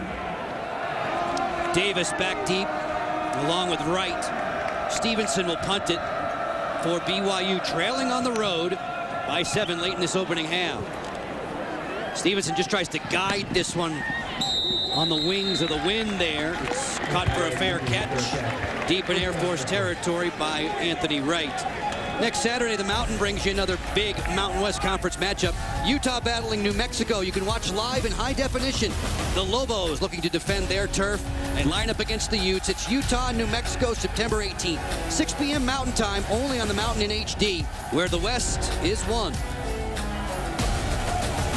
Mountain West Conference opener for Bronco Mendenhall. This is the earliest a Mendenhall team has opened league play since playing TCU back in the third game of '05. And what's important about that is Bronco Mendenhall will be the first one to tell you he thinks the champion out of this conference will be undefeated. So you cannot suffer a loss early in the season, if at all.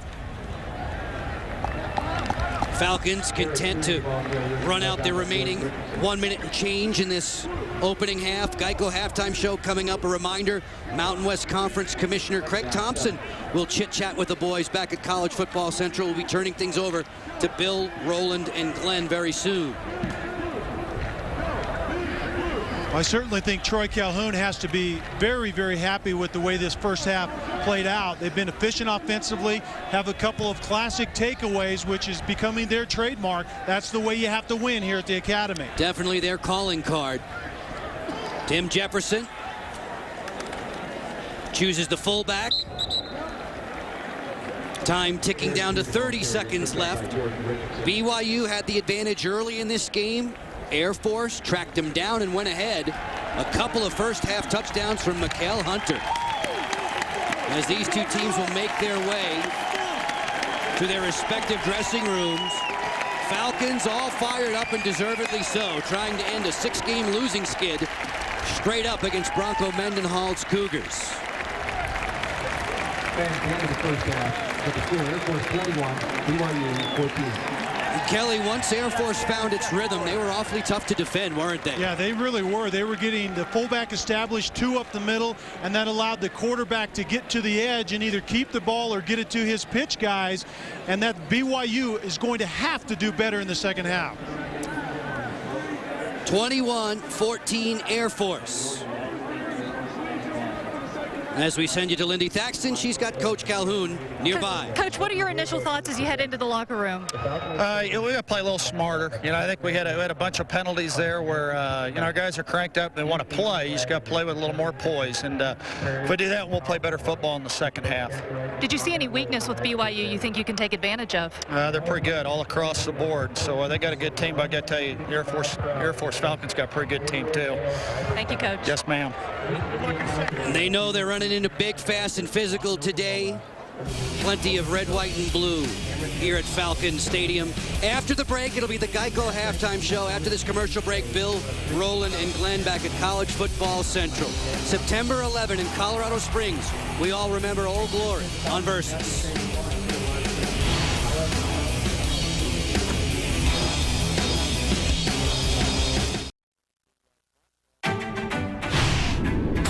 This has been the Geico Halftime Show on Versus, brought to you by Geico. 15 minutes could save you 15% or more on car insurance. Call Geico at 1-800-947-AUTO or visit geico.com.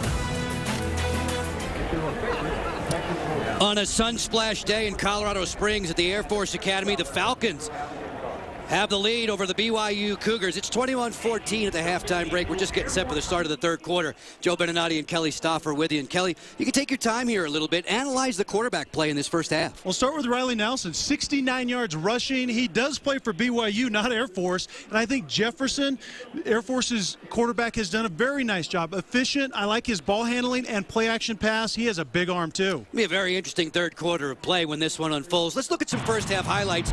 BYU was mistake-prone early. I think right here you see DeLuigi that really has taken this in for a touchdown, and a good job on the strip right at the end by Davis.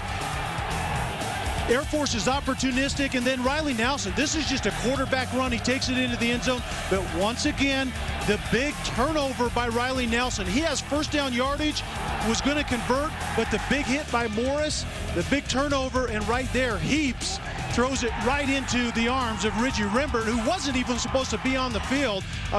The young quarterback making a big mistake, and then the speed merchant, Hunter, touched it twice, scored twice. That's not a bad average.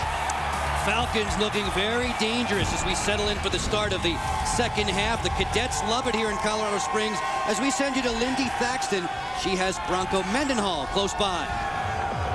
BYU down by 7. Coach, does that score surprise you?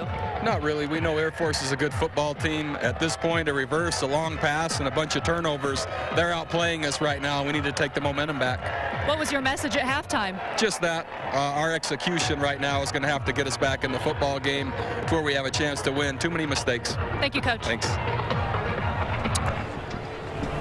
Let's have a look at some first half numbers, Kelly. Anything jump out at you in particular there when you see them? Well, you expect Air Force to rush the football, Joe. 166 yards, very productive. But the 159 yards rushing by BYU, but the big turnovers. I think the turnovers and the points off the turnovers. Air Force did not cash in, Joe, on the last turnover. That could come back to bite them. When we started today, the Cadets were pleased to see Air Force win the toss and defer. So they will receive to start quarter number 3. Air Force a season ago finished up 8-5, 5-3 in the Mountain West. That was good for 4th place. And they spanked Houston in the Armed Forces Bowl game. This year, tangling with BYU this week, Oklahoma next week. Coach Calhoun calls it one of the toughest schedules, if not the toughest, for a service academy in about 20 years. Yeah, I would have to agree with that. And then they go into Wyoming after a trip to Oklahoma, and that isn't an easy game either when you come back to play Navy right here. They shut out Wyoming. It was Air Force Academy's first ever shutout in the Mountain West Conference play last year. This is a touchback, and Air Force will take it 1st and 10 from the Falcon 20. Tim Jefferson, who's self-proclaimed come out of his shell a bit more this season, wanted to be more of a vocal leader. I thought you had to be a vocal leader as a cadet here at the academy. Isn't that a requirement? Now, you being the big-time quarterback that you were, I'm wondering, as we look at Jefferson's numbers, you have the great arm. Did you ever run the option? No. Would you ever want to? No. That was simple enough. I would audible out of the option if it was ever called when I was part of a game plan. Audible.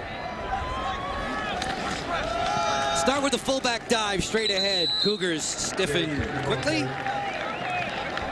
Jared, too, expects to carry the ball a lot this year. He wants to be a 1,000-yard back. Yeah, I think he has the opportunity. He needs the touches, obviously, but he plays both fullback and running back. He can carry it around the edge with a legitimate 4-5 type of speed. Falcons haven't had a 1,000-yard back since 1989. Rodney Lewis then. On 2nd and 7, Halderman in motion. Straight ahead, Asher Clark thumping defenders down.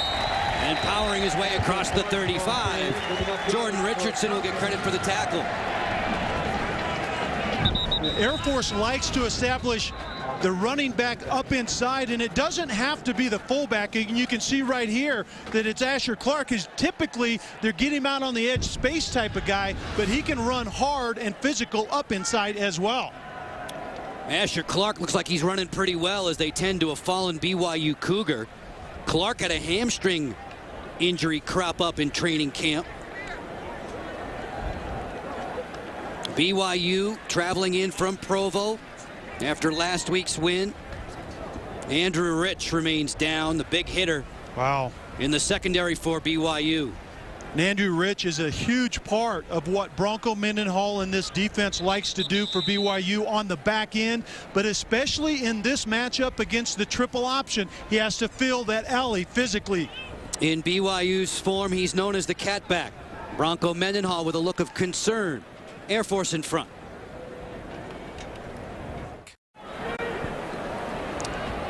Good news for Cougars fans. Andrew Rich under his own power and back over to the sideline after sustaining this hit.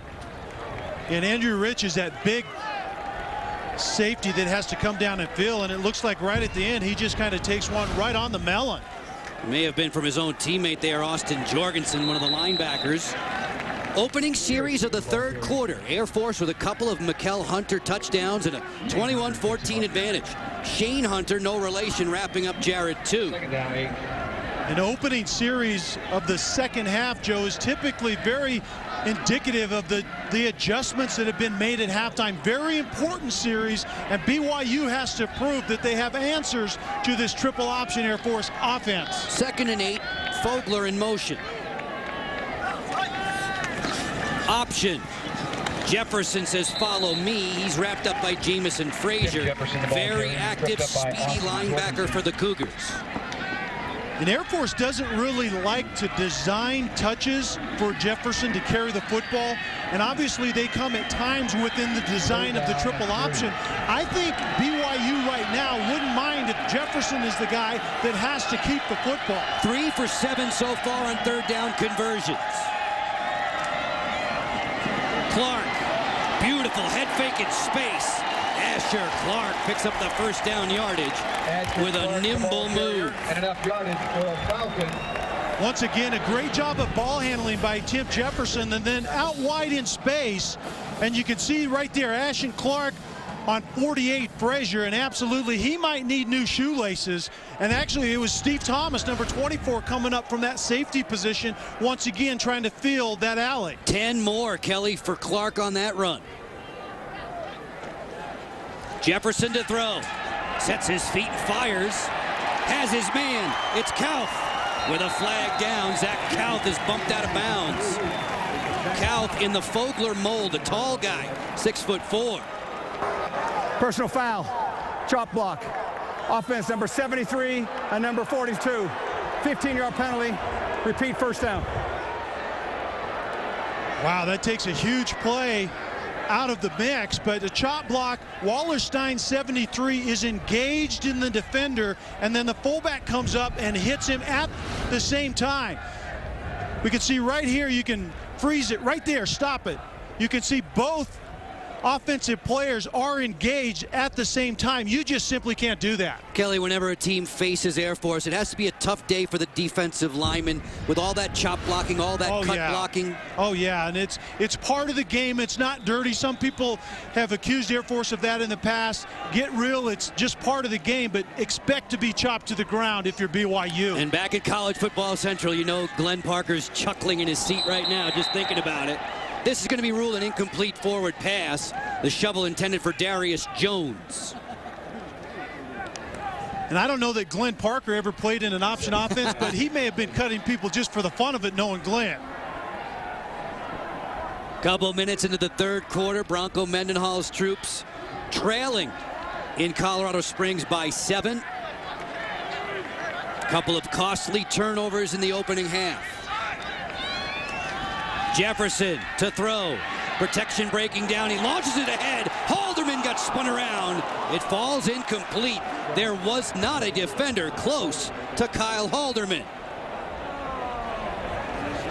And I believe Halderman was the receiver that was supposed to go out for this ball, and you can see Jefferson has to move his feet about the time that Halderman comes open down the field, and he just sails it out of bounds. So many times, Joe, a right-handed quarterback moving, the ball sails on you to the right, and that's what it did on Jefferson, to the right, out of bounds. Definitely floated, throwing back into the wind today. Straight ahead, Jones with a good burst. Flashing across the 45. Shane Hunter there, along with Romney Fuga. And offensive coordinator Clay Hendricks for Air Force talked about when they play action pass and try to hit home runs, they have to hit a high percentage of them to be successful. And that was a big foul ball right there if you're Air Force.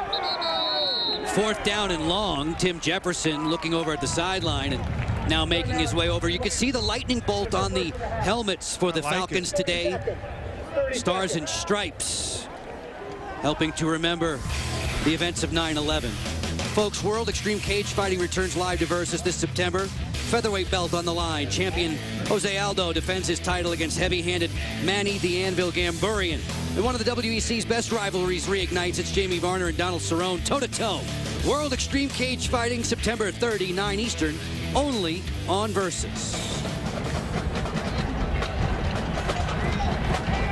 Coach Calhoun talking to us yesterday, spending some time with you, Kelly, and just reminding us and always cognizant of those who come to the academy do so to serve, and that he and his coaching staff are preparing them for the missions that they have in the future.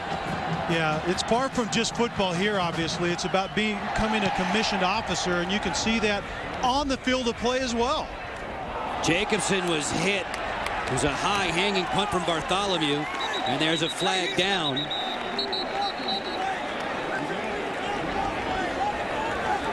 Brian Lindsay bumped into Jacobson while he was waiting for that ball to settle. And the officials, led by referee Richens, will huddle up. I think this actually might be a personal foul on BYU. Another one of those hitting a defenseless player. Air Force was coming down to try to down that punt and away from the coverage, and he got tattooed. They might be calling that one. Both coaches waiting for the explanation. Interference with the opportunity to catch the kick. Number 36 of the kicking team. Wow. 15-yard penalty. You had it exactly right.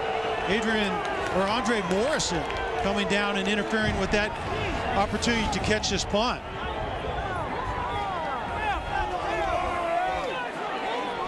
Brian Lindsay was the first guy there. And the bottom line is, BYU did not intend to catch that punt. He was actually just up trying to decoy. The punt was going to drop inside anyway. Coach is all fired up on that sideline. As the Cougars take over, we've seen both of their quarterbacks as expected in this opening half. Riley Nelson and Jake Heaps. Nelson by far the more effective in the first 30 minutes, especially on the ground. First possession of quarter 3 for the Cougars. Starts with DeLuigi slashing up, losing the football, but O'Neal Chambers was trailing the play. Chambers recovers for BYU.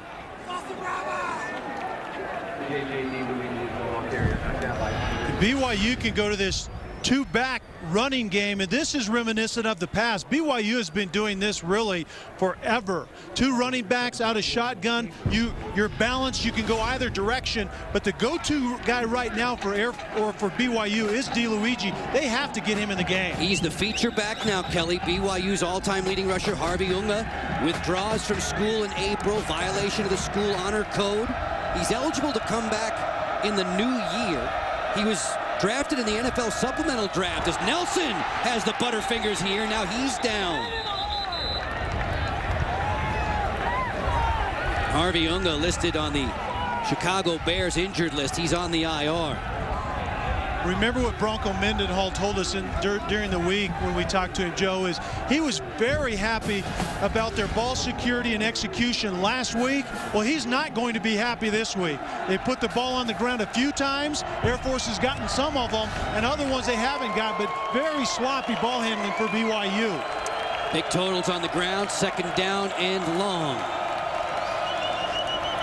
Nelson into the flat, connecting with Quezada, and he's wrapped up swiftly by John Davis.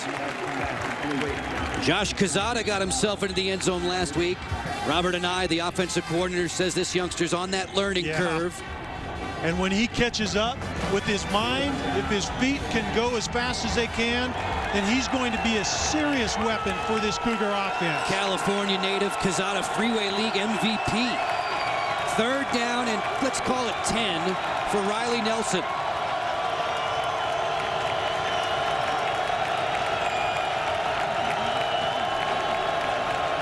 Falcons rush 4. Nelson with plenty of time. And this is juggled as Ashworth tried to stay in. It's going to be ruled incomplete. He was out of bounds. And once again, Air Force getting pressure essentially with just rushing 3. They're going to peel one guy back, and the receiver is well out of bounds right there. But Nelson really couldn't step into the throw because he had pressure right under his chin strap.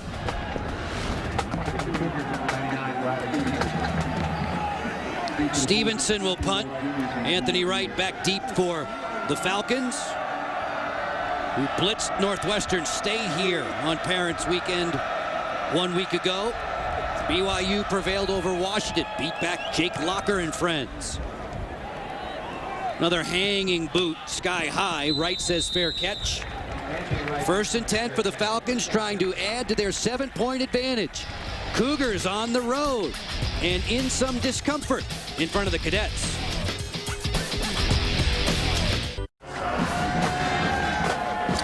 Falcon fans in a good mood, leading BYU. Joe Beninati, Kelly Stoffer, Lindy Thaxton with you today. College football on Versus, presented by Windows 7 here at Falcon Stadium. Time for a Buffalo Wild Wings game reset, Kelly. Yeah, well, BYU, the two-quarterback system, neither one of them have really gotten untracked in the passing game. However, Riley Nelson has been very good in the run game, and then Jefferson is doing a good job in both. And Hunter, give him the football, Joe, because every time he touches it, he scores a touchdown. Wide open, too. Bring your hard hat. Be ready. Helmets on for this continuation of quarter 3. Jefferson under center. Michael Hester on the pitch. This one's juggled out of bounds. No harm done there for the dangerous Asher Clark. Jamison Frazier was running with him. Air Force running the option into the short side. People would say, well, why would you run option in the short side of the field? There's one less run fit, and so the defense probably isn't going to get over there either. So there's more room. You actually outman them if you're the offense going to the short side. Fogler through the formation on 2nd and 5. Steady diet of the option. Asher Clark, who's bulked up some 10 pounds this year, driven to the turf by Brian Logan and Austin Jorgensen. Brian Logan knew he was going to have to play hard today. 7 in the white for BYU after Air Force threw at him so many times last year. And Asher Clark, that space player, get him to the edge, but Air Force cannot forget about the fullback or those middle runs right through there. 3rd and short. Jefferson will get it and more. Tim Jefferson across the 35. Frazier will get credit for the tackle. But again, after this pickup of 17, it's a first down Falcons. Jefferson isn't flashy, but he is efficient. He's a very physical runner when he keeps the football. Air Force doesn't want him to keep it a lot. They want to keep him healthy. But when he keeps it, Joe, he's pretty darn effective. Yeah, he was banged up a bit last year. In fact, one of those injuries he sustained was at the hands of these BYU Cougars. On 1st and 10. Play action to throw. Sidesteps one and then just throws it away from his intended target, Zach Cowell. Let's send you to Lindy Thaxton. She has an injury update. BYU's Brandon Ogletree, number 44, in the first half, he twisted his knee. They have pulled him from the rest of this game. He has a knee brace on. Joe, I'm told it's for precautionary measures. They think he's okay, just want to be safe. Lindy, they love him. They call him the Hammer. The hardest hitting of the linebacking core for BYU, and season after season, those guys are always so active. Straight ahead for Asher Clark. As the Falcons stay on the ground, Jefferson's last 4 passes have gone incomplete. Austin Jorgensen, sorry, Kelly, making the tackle there. No relation to Jan, the former All-Mountain West Conference defensive end. You talked about the last 4 passes from Jefferson being incomplete, and it's been very good coverage by BYU, and probably 3 out of those 4 have actually been balls that Jefferson has intentionally thrown out of bounds. He'll throw here. Picked off. Sheen Hunter with a one-handed grab. Gets a turnover back for the Cougars. Jefferson last year only 2 INTs, one of them against the Cougars before he sustained that rib injury. Yeah, and that's a big one right there. And actually, Jefferson just gets a little bit greedy right here. Underneath is the throw where Zika didn't have first down depth, but he could have potentially ran for first down depth. And Jefferson tries to squeeze it in on the deeper route, and it just was not there. In a Mountain West Conference opener today on Versus, let's see if the Cougars pick up the momentum rush. Nelson to throw. Tucks it down. Escapability. Riley Nelson tripped up.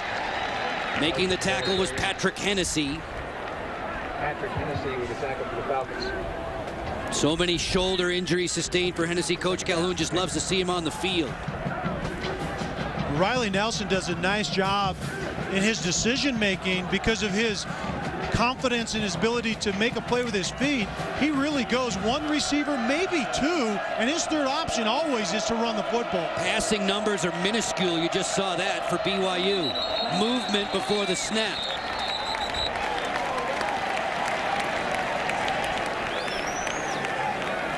Prior to the snap, false start, number 6. Offense, 5-yard penalty, still second down. As Jake Heaps awaits his next turn on the sideline, both Heaps and Nelson work very well together. There's unity there. I'd imagine there has to be for this to be successul, this two-headed monster. Yeah, it is very, very strange. As the quarterback, you want to be the guy, but I think BYU has a great system right now. They put Heaps in who can kind of draft off of Nelson, and Nelson can kind of show him the way with more experience. Could it be something in Nelson's cadence? 5 false starts, all with him at the helm. Pressure coming, and he wisely gets rid of it.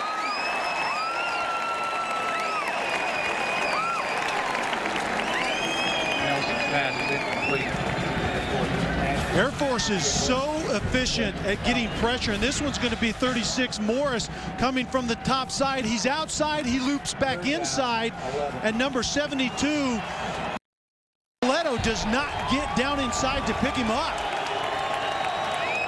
Third down, let's call it 11. Falcon faithful getting noisy here in Colorado Springs.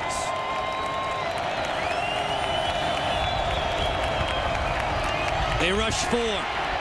Nelson fidgets free. Too tall for Ashworth with Rembert in close company.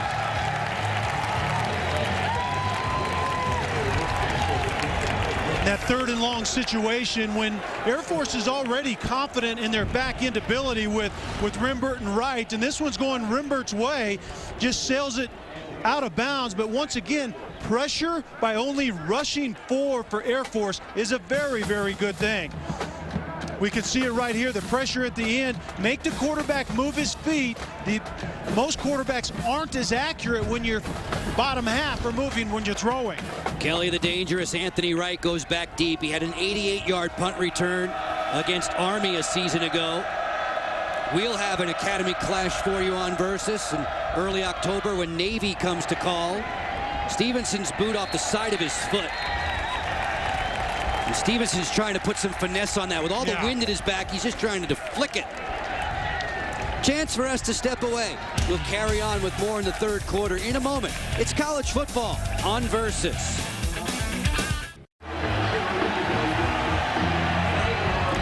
Falcons have the lead 21-14, September 11th, 2010. The events of 9 years ago, Lindy Thaxton reminds us, may have paved the way for Tim Jefferson to choose Air Force. Joe, Tim Jefferson was a 7th grader on a class field trip on 9/11. He says because of that day and his childhood dreams to be a pilot, he chose the Air Force Academy. And Coach Calhoun told me he feels like 9/11 really affected a lot of his players' decisions to come here. They all remember it. And Joe, he says, especially on his campus, never is a day taken for granted. Lindy, this past summer, he was in Delaware, and while he was waiting for turns on the flight simulator, he was throwing passes to anybody who would go out for one. Hey, go deep. I need to practice. Under center, it's Jefferson to the first back through. Gang tackled there by a host of Cougars. First to hit him was Jordan Pendleton. If in doubt, if you're Air Force, go back to the fullback, Joe. And I think, too, is that guy that needs to get this offense going right now. He's a hybrid. He can get yards in the middle. He can get to the edge. Get Jared, too, into this program right now. Clay Hendricks will tell you, the offensive coordinator, he's perfect for what they do. Jefferson on the pitch. Asher Clark with some room. Straightened up on the sideline by Shane Hunter. It was the Hunter INT that the Cougars did not convert off of. They remain 21-14 in arrears of Air Force. Asher Clark getting out on the edge, and Jared, too, doing a nice job on that lead option. Get quick to the corner, and too doing a nice job of getting that edge defender for BYU. Falcons led the conference in rushing last year, keeping it on the ground with Asher Clark across the 40. Joe, Air Force right now could really use a drive offensively to just possess the ball and grind it out. BYU did a great job with field position last week against Washington. Washington's starting field position was the was their own 19-yard line. That takes a lot of flexibility out of your offensive game plan. Air Force needs to go on a drive right here. You want them to take advantage of that time of possession game as they work out of the power I. Absolutely. 2nd and 5. Jefferson offering the signals at the line of scrimmage. 2. Nowhere there. Clay Hendricks maybe has your voice in his ear as you could see him with the headsets on. Steady diet of the fullback. And I would go another helping of the fullback right here, Joe, at 3rd and short. This is all about Jared, too, to convert. He's a workhorse. He's got 15 carries today. This on 3rd and 1. It is 2. Rich puts his head in there along with Manu Maliuna. They tie him up. But it's 1st down yardage. You know, that undersized, little nasty offensive line for Air Force right now is getting after it.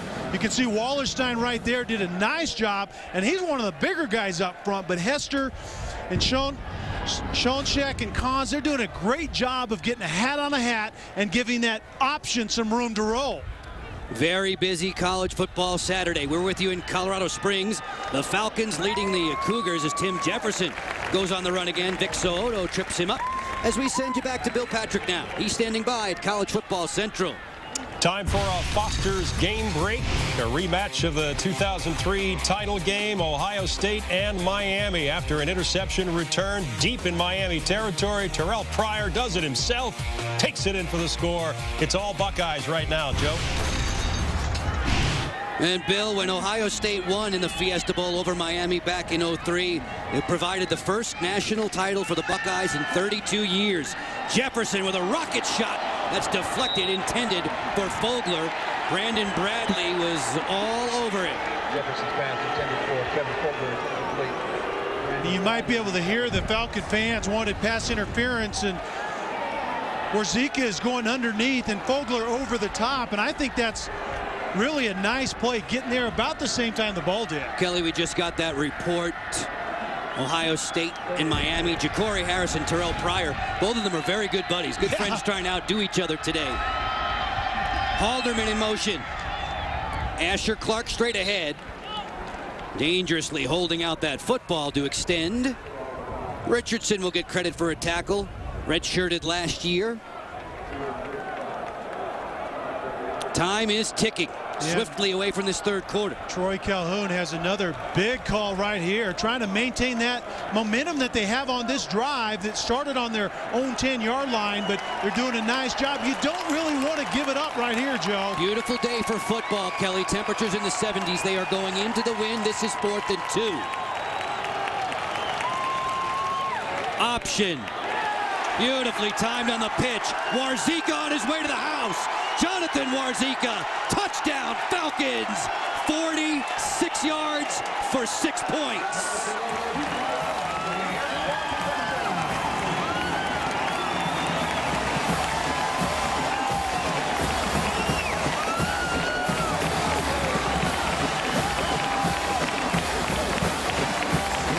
Guess what BYU was thinking? They were thinking 2 up the middle, and what do they get? They get Warzika to the edge with 2 throwing the block down the field. Good job of improvising or changing up the offense, I should say, and they established the fullback. That's when you take it out to the perimeter. Soderberg on, attempting to give the Falcons a 2-score, 2-touchdown advantage. This one curls through. 14 points on the lead. Warzika last week with 2 touchdowns. That's his first on the day. You make the defense defend the fullback inside, and it's only because you want to get outside eventually to their space guys, of which Warzika is one. And you know right now that Air Force is feeling very, very good about what they're doing this afternoon. Cadets loving it. Warzika came to Air Force Academy as a quarterback. Time to work on your pectoral muscles. Down and give me at least 28. And how about BYU right now, Joe? That offense that has been out of sync. They haven't gotten anything done in the passing game. Riley ran the ball well. I think Air Force has adjusted to Riley running the football. BYU needs to make some plays offensively in their passing game. The longest run of the career of Jonathan Warziga, a 46-yard dash there, giving Air Force a 2-touchdown advantage over BYU. The Cougars have won 6 straight up against the Falcons.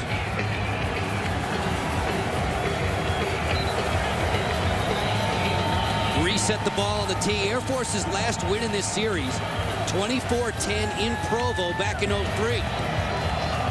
They've put a mighty scare into the Cougars so far today. Stevenson hits it. Chambers latching onto it. O'Neal Chambers tripped up, kept his balance, dives out near the 28-yard line. Friends, college football continues right here on Versus. Coach Patterson and his TCU Horned Frogs attempting to hold off the Baylor Bears. It's a classic Texas showdown. Baylor and TCU, Saturday, 4 Eastern, coming up next weekend. I like it. I like that battle in Texas. TCU has to prove that they can get it done. I like Robert Griffin giving the TCU defense, who's very fast, but giving them fits. Kelly, as time allows, offer your opinion here. TCU, Boise State, should they go unbeaten all the way through the year? Do they deserve to be in a national title game? Yeah, let's get into that in a minute, Joe. I totally agree. On 1st and 10. Cougars giving the Falcons a little bit of their own medicine there on the fullback dive. You know what's kind of interesting is it seems to me like BYU, they're going to go hurry up right here and try to change the pace a little bit, but they want to establish the run, and they've really gotten away from passing the football like BYU can. Nelson thought about a wide receiver screen, then he tucked it down. Scampers ahead. Reggie Rembert puts his nose in there to make the tackle. Rembert, who had the neck injury last week, good to go today. A great sign for Air Force. The Air Force is very good on the back end with Rembert and Wright out wide. They can take some chances, go man-to-man coverage, get more guys in pressure up front. BYU has to prove that Air Force can cover in that secondary. 90 seconds in the quarter, 3rd and 2.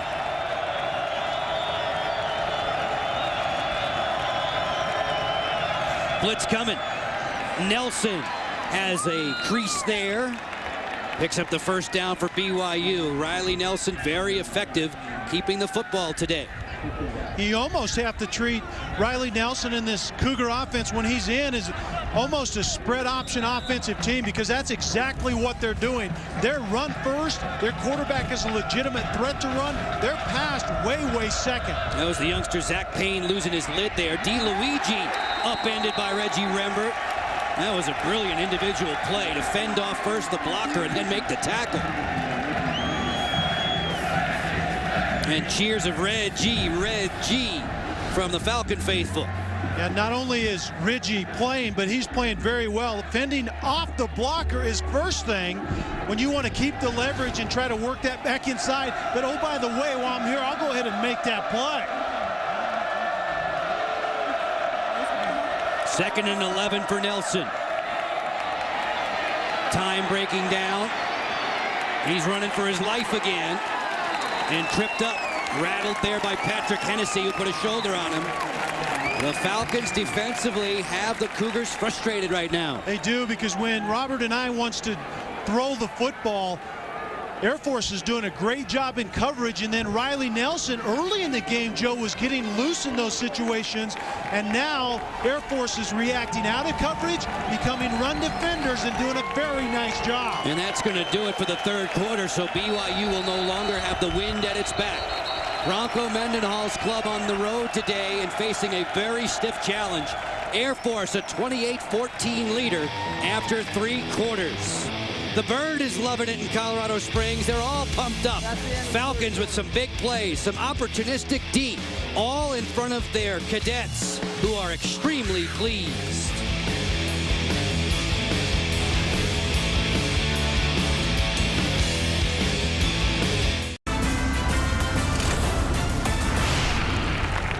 College football on Versus, presented by Windows 7 today. Break it up score by quarter, and BYU being whitewashed since a 2-score first quarter. Joe Beninati, Kelly Stopper in the booth, Lindy Thaxton joining us on the sideline this afternoon. Friends and family all gathered around in Colorado Springs. on September 11th.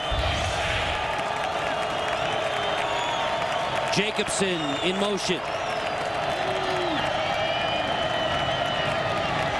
Nelson to throw. Flushed out. Fires just off the hands of O'Neal Chambers.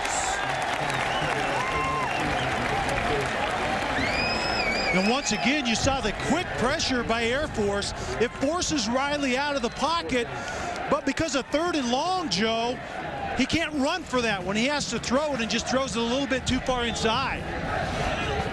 It'll bring up a punt situation for BYU. Davis and Wright drop back deep. Riley Nelson's had the ball the last 3 series for the Cougars. Stevenson set to hit it. Now kicking into the wind. This one's a complete shank. We were walking to the stadium and you said you thought the wind would play havoc with the quarterbacks and kickers today. As far as the Air Force is concerned on the ground, they've been steady. Yeah, they haven't had many problems. You can see Clark getting around to the edge. The key was to get to the perimeter and get their speed guys, of which Clark is one of them, out to the edge. Warzika is another one. Air Force has been successful. The option, Joe, expands from the inside, expands outwardly, and they like the matchup on the edge. Obviously, the Falcons motoring towards 400 yards on the ground again today, trying to leave BYU with a little something to remember them by. This is the last meeting between these two for a while, with BYU exiting the conference. That is strange. You never know Air Force's schedule. I mean, they're committed to playing Army and Navy, and then what will the conference look like a year or 2 from now? You know Boise State's in. We're not sure yet when Fresno and Nevada will gain entry into the Mountain West Conference. And I think Fresno and Nevada have the opportunity to come in, whether it's 11 or 12, to come in. And I think they really solidify and really bulk up, I think, the middle of this conference. I think 2 programs that are in very good shape currently. You know, the Mountain West, we talked about it with Commissioner Craig Thompson at the half, with Air Force now driving on 2nd and 13 in BYU territory. They're trying to gain automatic qualifying status, and it's not a beauty pageant on the pitch here. Clark is cut down. You do well in 3 specific categories with respect to those automatic qualifiers, you gain it. We look at the conference and how it shapes up for the future.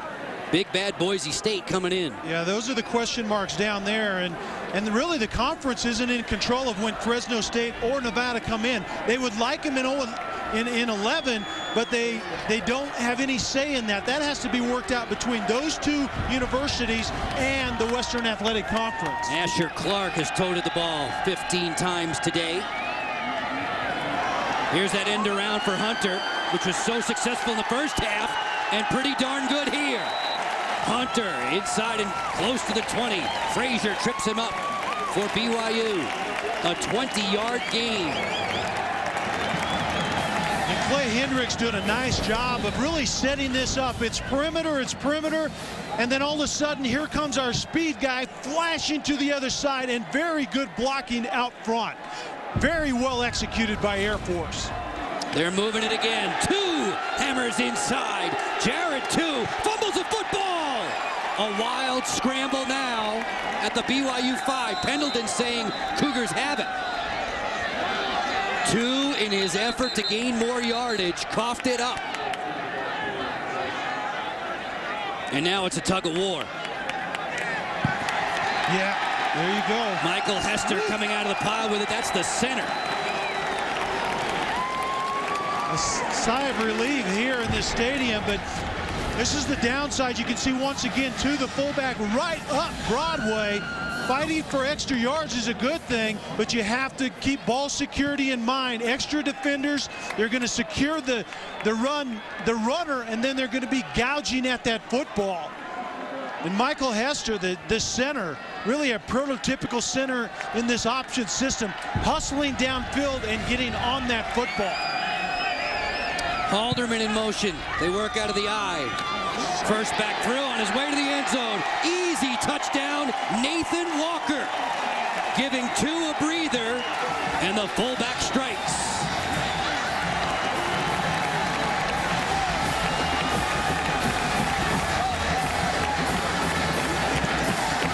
the fullback, too, has carried. It's been right up the middle. This fullback run is designed always to go to the edge, Joe, and that's the difference. It's blocked to the edge. Walker fakes inside and then just glances down the line and takes it into the end zone. Nathan had a couple of rushing touchdowns last year. Coaches say they don't lose a lot when they have to put him in and keep 2 on the sideline. Extra point try is good, and Air Force is laying it on BYU in Colorado Springs. It is 35-14 Falcons. And if you're rooting for Air Force like these folks are, you're happy. College football on Versus is brought to you by Mazda. Zoom Zoom forever. Welcome back. It's a Foster's game break. We'll keep it in the Mountain West for UNLV and Utah. Eddie Wide does not go wide. He goes up the middle for the touchdown. The Utes winning big right now, 38-10. Joe? Oh, Bill, so much powerhouse in that backfield when you can mix wides, flash and dash with Matt Asiata, who hits like a hammer. Utah's in good shape in the Mountain West. All 9 Mountain West Conference teams in action today. This one soars over the head of O'Neal Chambers. 35-14, Air Force in front. Let's share some time here with Lindy Thaxton.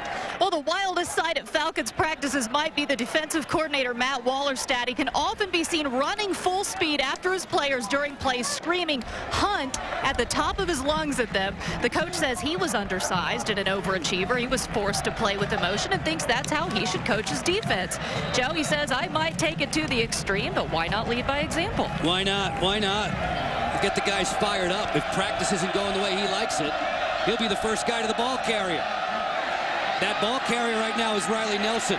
In a heap of trouble on the sideline. He'll dash out of bounds. Well done in coverage there. Falcons had everything buttoned up. And that's really been the order of the day, Joe. The Falcons have been very sound on the back end. And really, when you have Rimpert and Wright at your corners, it gives you flexibility because you feel comfortable turning those guys loose on an island when you have to. BYU hasn't had the football very much in this half. Nelson connects with DeLuigi. Ran right into John Davis. Second full year as a starter at his safety position. The guy who was a slam dunk basketball artist at the Air Force Prep School. Not playing horse against him. Correa pounds his way forward. Rick Ricketts will get credit for the tackle.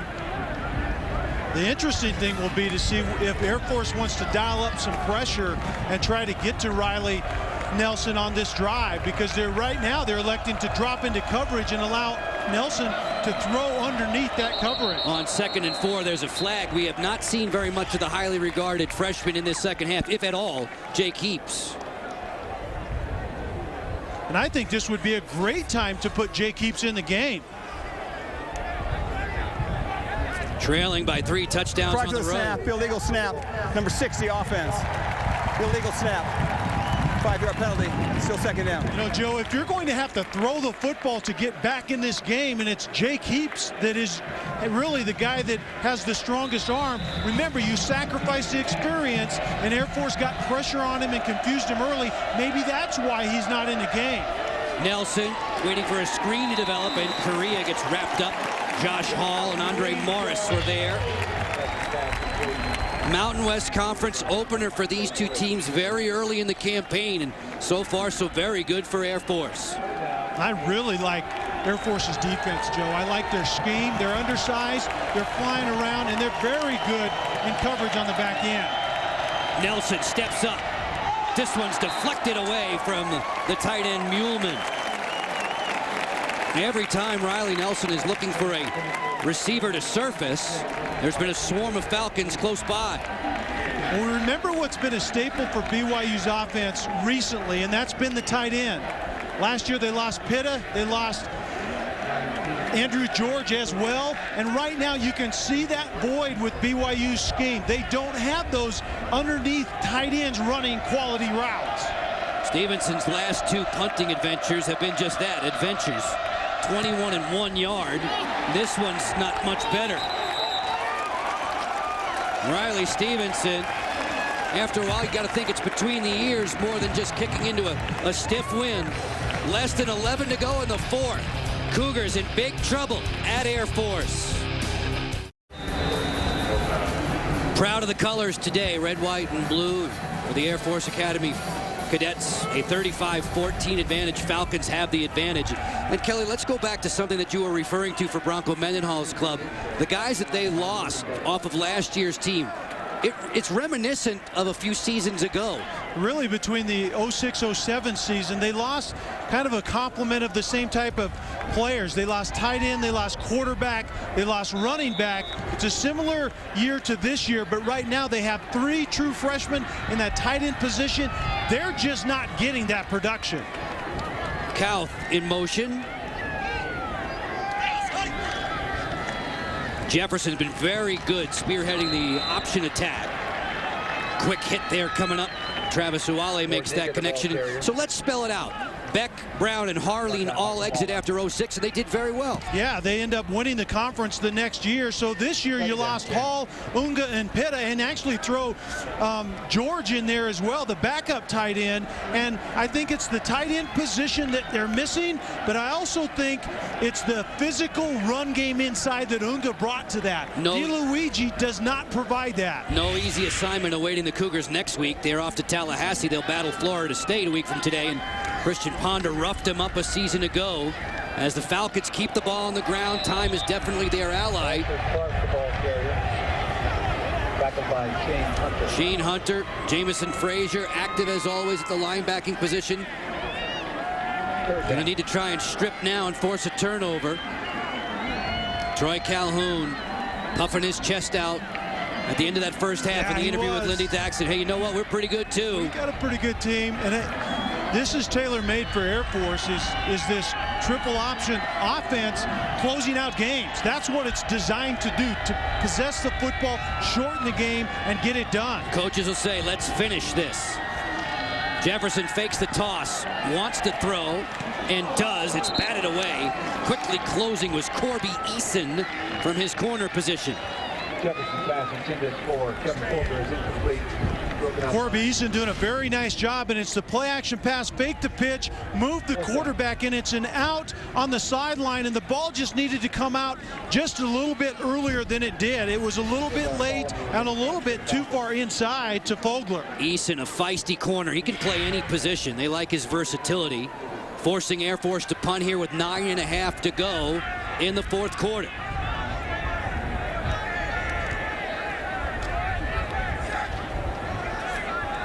Bartholomew to hit it. Hangs it high in the air. And with plenty of momentum, it goes through the end zone. BYU and Air Force in this Mountain West Conference opener. Soon to come, face-off 2010 in the NHL. The puck drops on a new season. Thursday, October 7, mark it down 6:30. Flyers and Penguins, then at 10 Eastern. The defending champs, Jonathan Taves and the Blackhawks will square off against the Avs.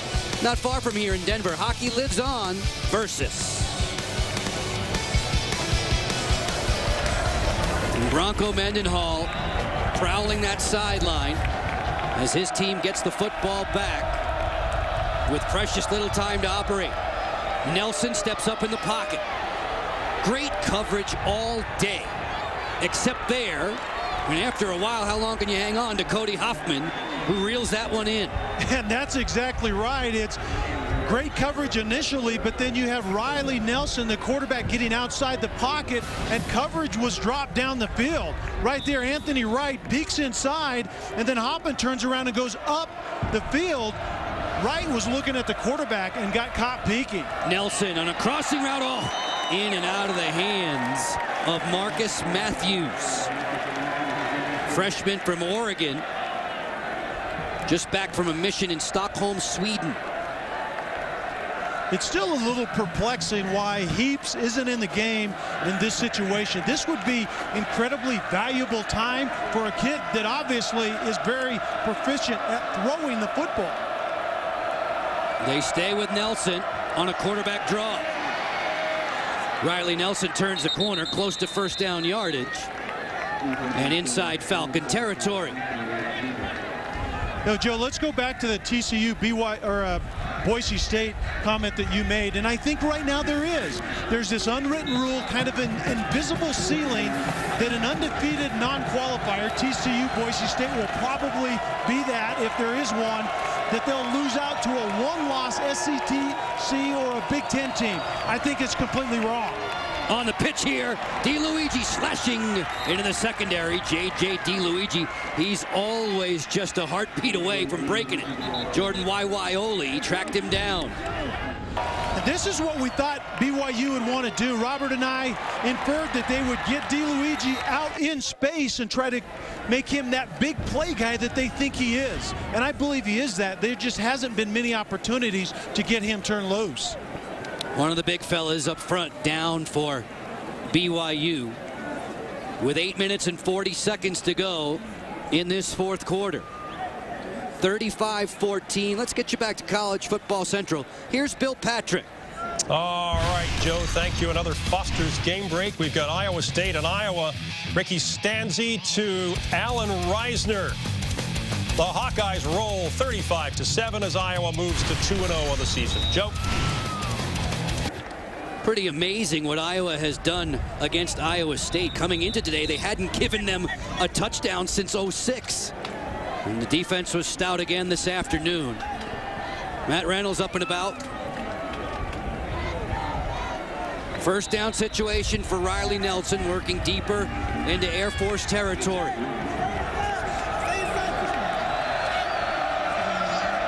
Cougars need a quick strike.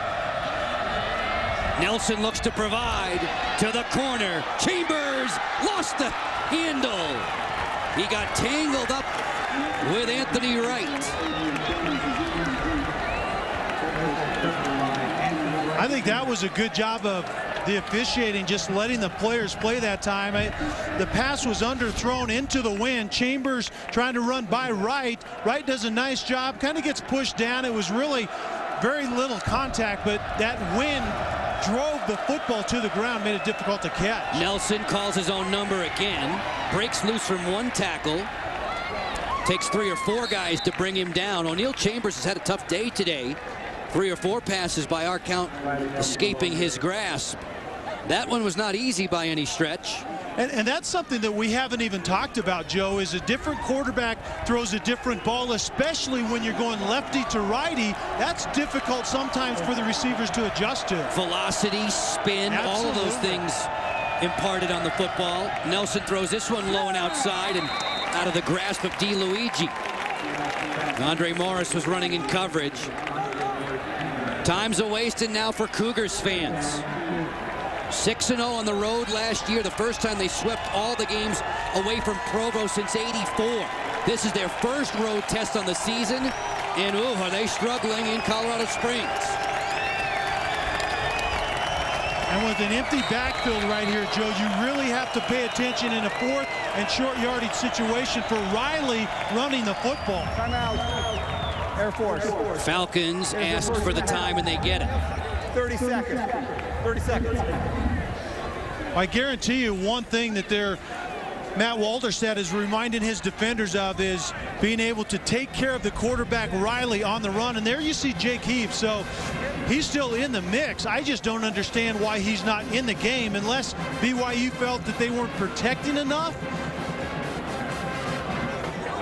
I think this is a great opportunity to get some reps. And yeah, he would be under pressure, but hey, it's going to be sometime he's going to have to get used to this type of environment. You'd pop him in on 4th and 2?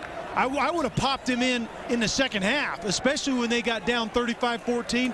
I would have had him in on this drive. I would not substitute him here because I think your best weapon on 4th and short is Riley Nelson running the football. He's been their best weapon overall regardless today, running the football. Bronco Mendenhall will keep the youngster chained close by on the bench. 4th down conversions, you can see top of the screen, both teams have done well. Nelson out of the gun. Here he comes. Hesitates, and he's lost. Ricketts buries him.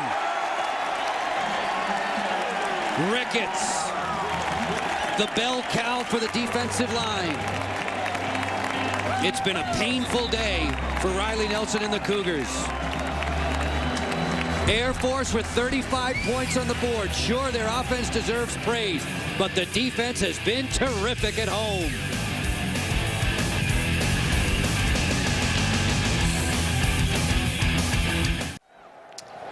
I'm Bill Patrick. Coming up on the Craftsman postgame show, I'm joined once again by Roland Williams and Glenn Parker. We'll break down our Mountain West matchup from Colorado Springs, and we'll also update you on all the huge upsets from the day. There were a number of them. Okay, Joe, back to you. Big games today, Bill. Very big. And the nightcap, Penn State and Alabama, the Nittany Lions with their own freshman QB, Robert Bolden, thrown right into the fire against the national champs. Jefferson runs the option for Asher Clark. Clark bounding off of tacklers, finally brought to rest by Brian Logan and Andrew Rich. And Joe, if this ball goes in the air in the next 7 minutes and 40 seconds on Air Force's side, I'll buy dinner the next time we're together. I do not think this ball's going in the air. How good has Air Force been winning its conference opener in each of the last 10 years? Pretty darn good. Not to be denied, and looking mighty fine today. The last and lone loss in '99, their first one, in fact, in the Mountain West Conference to Wyoming. So'oto gets credit for the tackle. And Joe, reflect back on the matchup we talked about at the top, that new offensive line really up front for Air Force against a mostly new front seven for BYU, and I think Air Force, obviously, he's gotten the best of that matchup today. They've paved the way for this guy. Asher Clark is well over 100 yards rushing today, adding to his totals. The ball bounced free.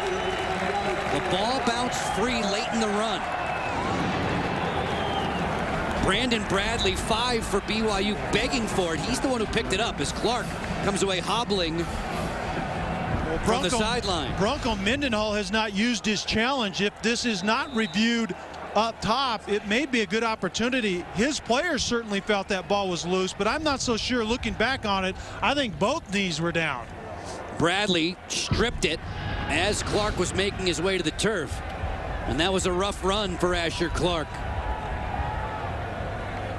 Remember what Bronco Mendenhall told us, the difficulty of facing Air Force now is he has a mostly new front seven, and they were kind of installing their own scheme and against traditional defenses.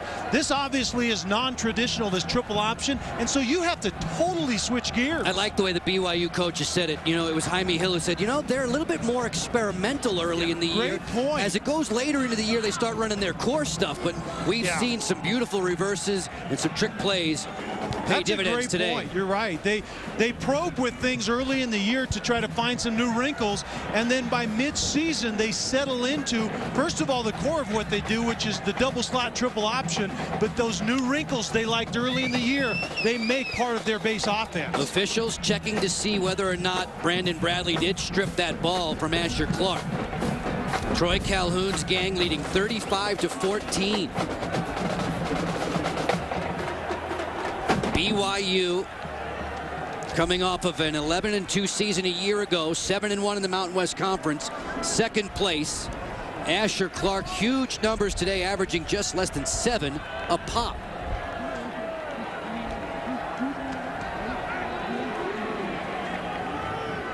Clark, who hobbled from the sideline after that last play, continues to receive attention at the bench. First back through, the fullback Walker, who cashed in the second half for himself. Jordan Richardson makes the stop. Well, Nathan Walker at that fullback position for Air Force really gives them more flexibility because Jared, too, can really play the running back and get to the edge as one of the fastest backs that Air Force has. So Walker has earned more playing time at that fullback position. From right here in Colorado Springs Christian High School, Nathan Walker. And I know high school rushing numbers can get crazy, but he once had a 435-yard rushing game himself. Halderman through the formation. It's Walker again. Nothing there on the dive. Tick-tock, tick-tock. 5:15 to go in the fourth, separating us from the Craftsman postgame show. A busy and eventful day around the country. Everybody knows how well Air Force runs the ball, and each year, year after year, they rank high on the list. Yeah, it's improving every year, and Troy Calhoun brings some spread option type of components to the offense, but rest assured, they're never venturing very far away from the core triple option that gets it done here at Air Force. Coach was worried about BYU's mass, the differential in weight. You can't contest that, but his team has combated it and overcome it very well. Your Lee Jeans quality play of the game, it was Mykal Hunter on some trickery. Yeah, some trickeration off the fake to one side and give it back, going the opposite direction to your speed guy. And Mykal Hunter brings a dimension to this offense where you target him with certain touches in certain situations, and then he has the speed to take it to the house. Parents Michael and Wanda have to be some kind of proud of their baby boy Mykal today. A pair of touchdowns helping to lead the way for Air Force. The Falcon fans bathed in sunshine throughout the day, thoroughly enjoying this contest against a team that, I mean, let's face it, has throttled them for years. Yeah, and Bronco Mendenhall said an interesting thing. He said that he has a special affinity not only for this game, but the players from Air Force playing in this game because of what they give up and what they give back to this country. And what a great day to display that here on 9/11's anniversary. Whistles before the snap. Jefferson not pleased. What Jefferson's doing right there is motioning to the sideline, saying, you need to get the play into me more quickly so I can get to the line of scrimmage. Timeout, Air Force. Is their second of the half. 30 seconds. Air Force wants a breather with 4:43 to go in the fourth quarter. Leading by 21. Folks, hosting just one race a year, the Izod IndyCar Series makes its annual stop at Japan's exclusive twin ring, Motegi. Just 2 races left, a tight point standing. Could be the most pivotal race yet. Will Power trying to continue his dominance. He's got teammates Franchitti and Dixon hot on his tail. Indy Japan 300 next Saturday, 11 Eastern on Versus. As Bronco Mendenhall gets, kind of the farewell tour here in the Mountain West Conference, Troy Calhoun, on the other hand, has to be very excited because going into year 4 of the conference, Troy Calhoun needs to penetrate that big 3, being TCU, Utah, and BYU, and this is a great start into that big 3 here today. Just a few moments away from the Craftsman postgame show. Bill Patrick, Roland Williams, and Glenn Parker standing by today. Falcons trying to drain the clock. A heavy dose of the fullback Nathan Walker late in this game.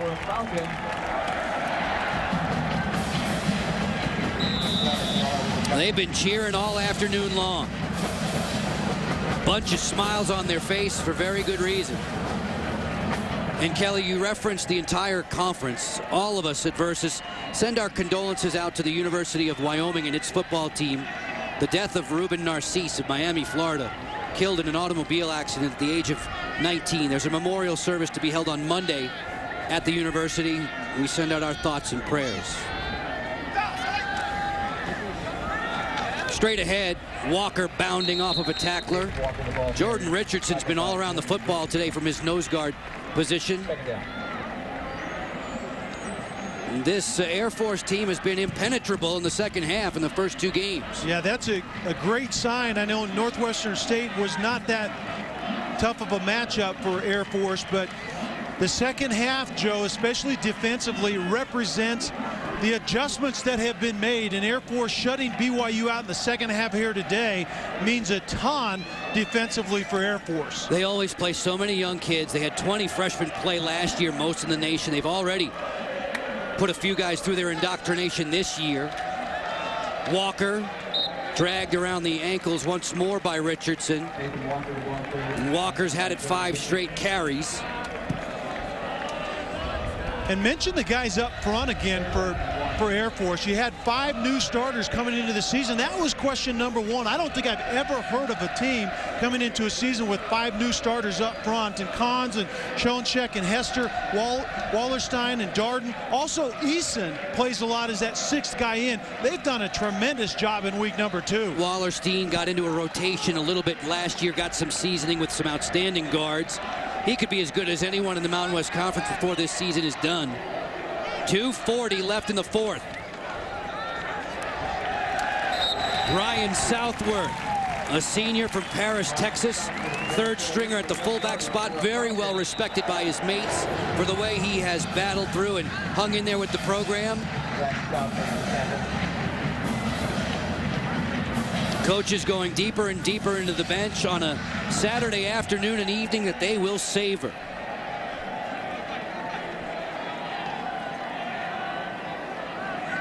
BYU's come here 17 times, won 14 of them. Not going to happen today. Air Force's last win against the Cougars back in 03. Southworth straight ahead. Air Force in control of this one. And in 1:55, they'll turn their attentions to a pretty good opponent in Norman.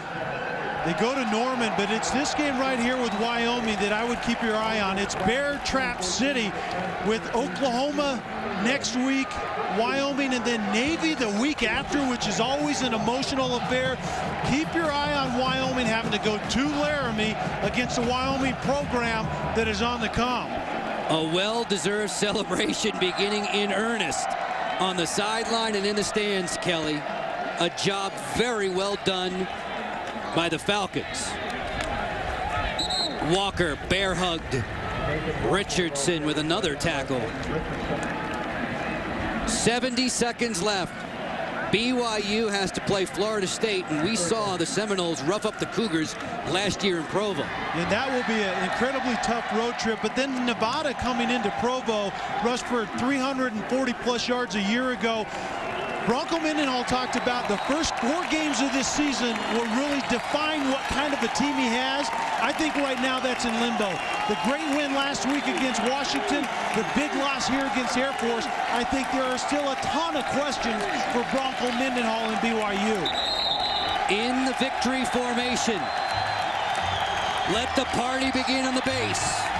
Tim Jefferson all fired up as his mates stream off the sideline. 35-14, a convincing decision over Brigham Young. No question, and they did it the Academy, the Air Force way. Won the turnover margin, they rush a football. Sometimes it looked like at will, and they played aggressive, opportunistic defense. That's the way Troy Calhoun wants to win football games. Tim Jefferson. We began the day telling you that the events of 9 years ago, Jefferson was in just 7th grade at that time, helped to pave the way for him choosing the Air Force Academy. He's a leader. He's the ultimate teammate according to his coaches, and he was the driving force behind a decisive win over BYU in Colorado Springs. It started with the F-15 and the F-22, and it just continued to be high-flying for the Falcons. They prevailed 35-14. Next Saturday, more exciting college football, Baylor Bears and TCU Horned Frogs 4 Eastern. For Kelly, for Lindy, for all the men and women in the crew, Joe Beninati, thank you so much for your time. Mission accomplished for the Falcons. 35-14, they down the Cougars. We send you to College Football Central. Here's Bill Patrick.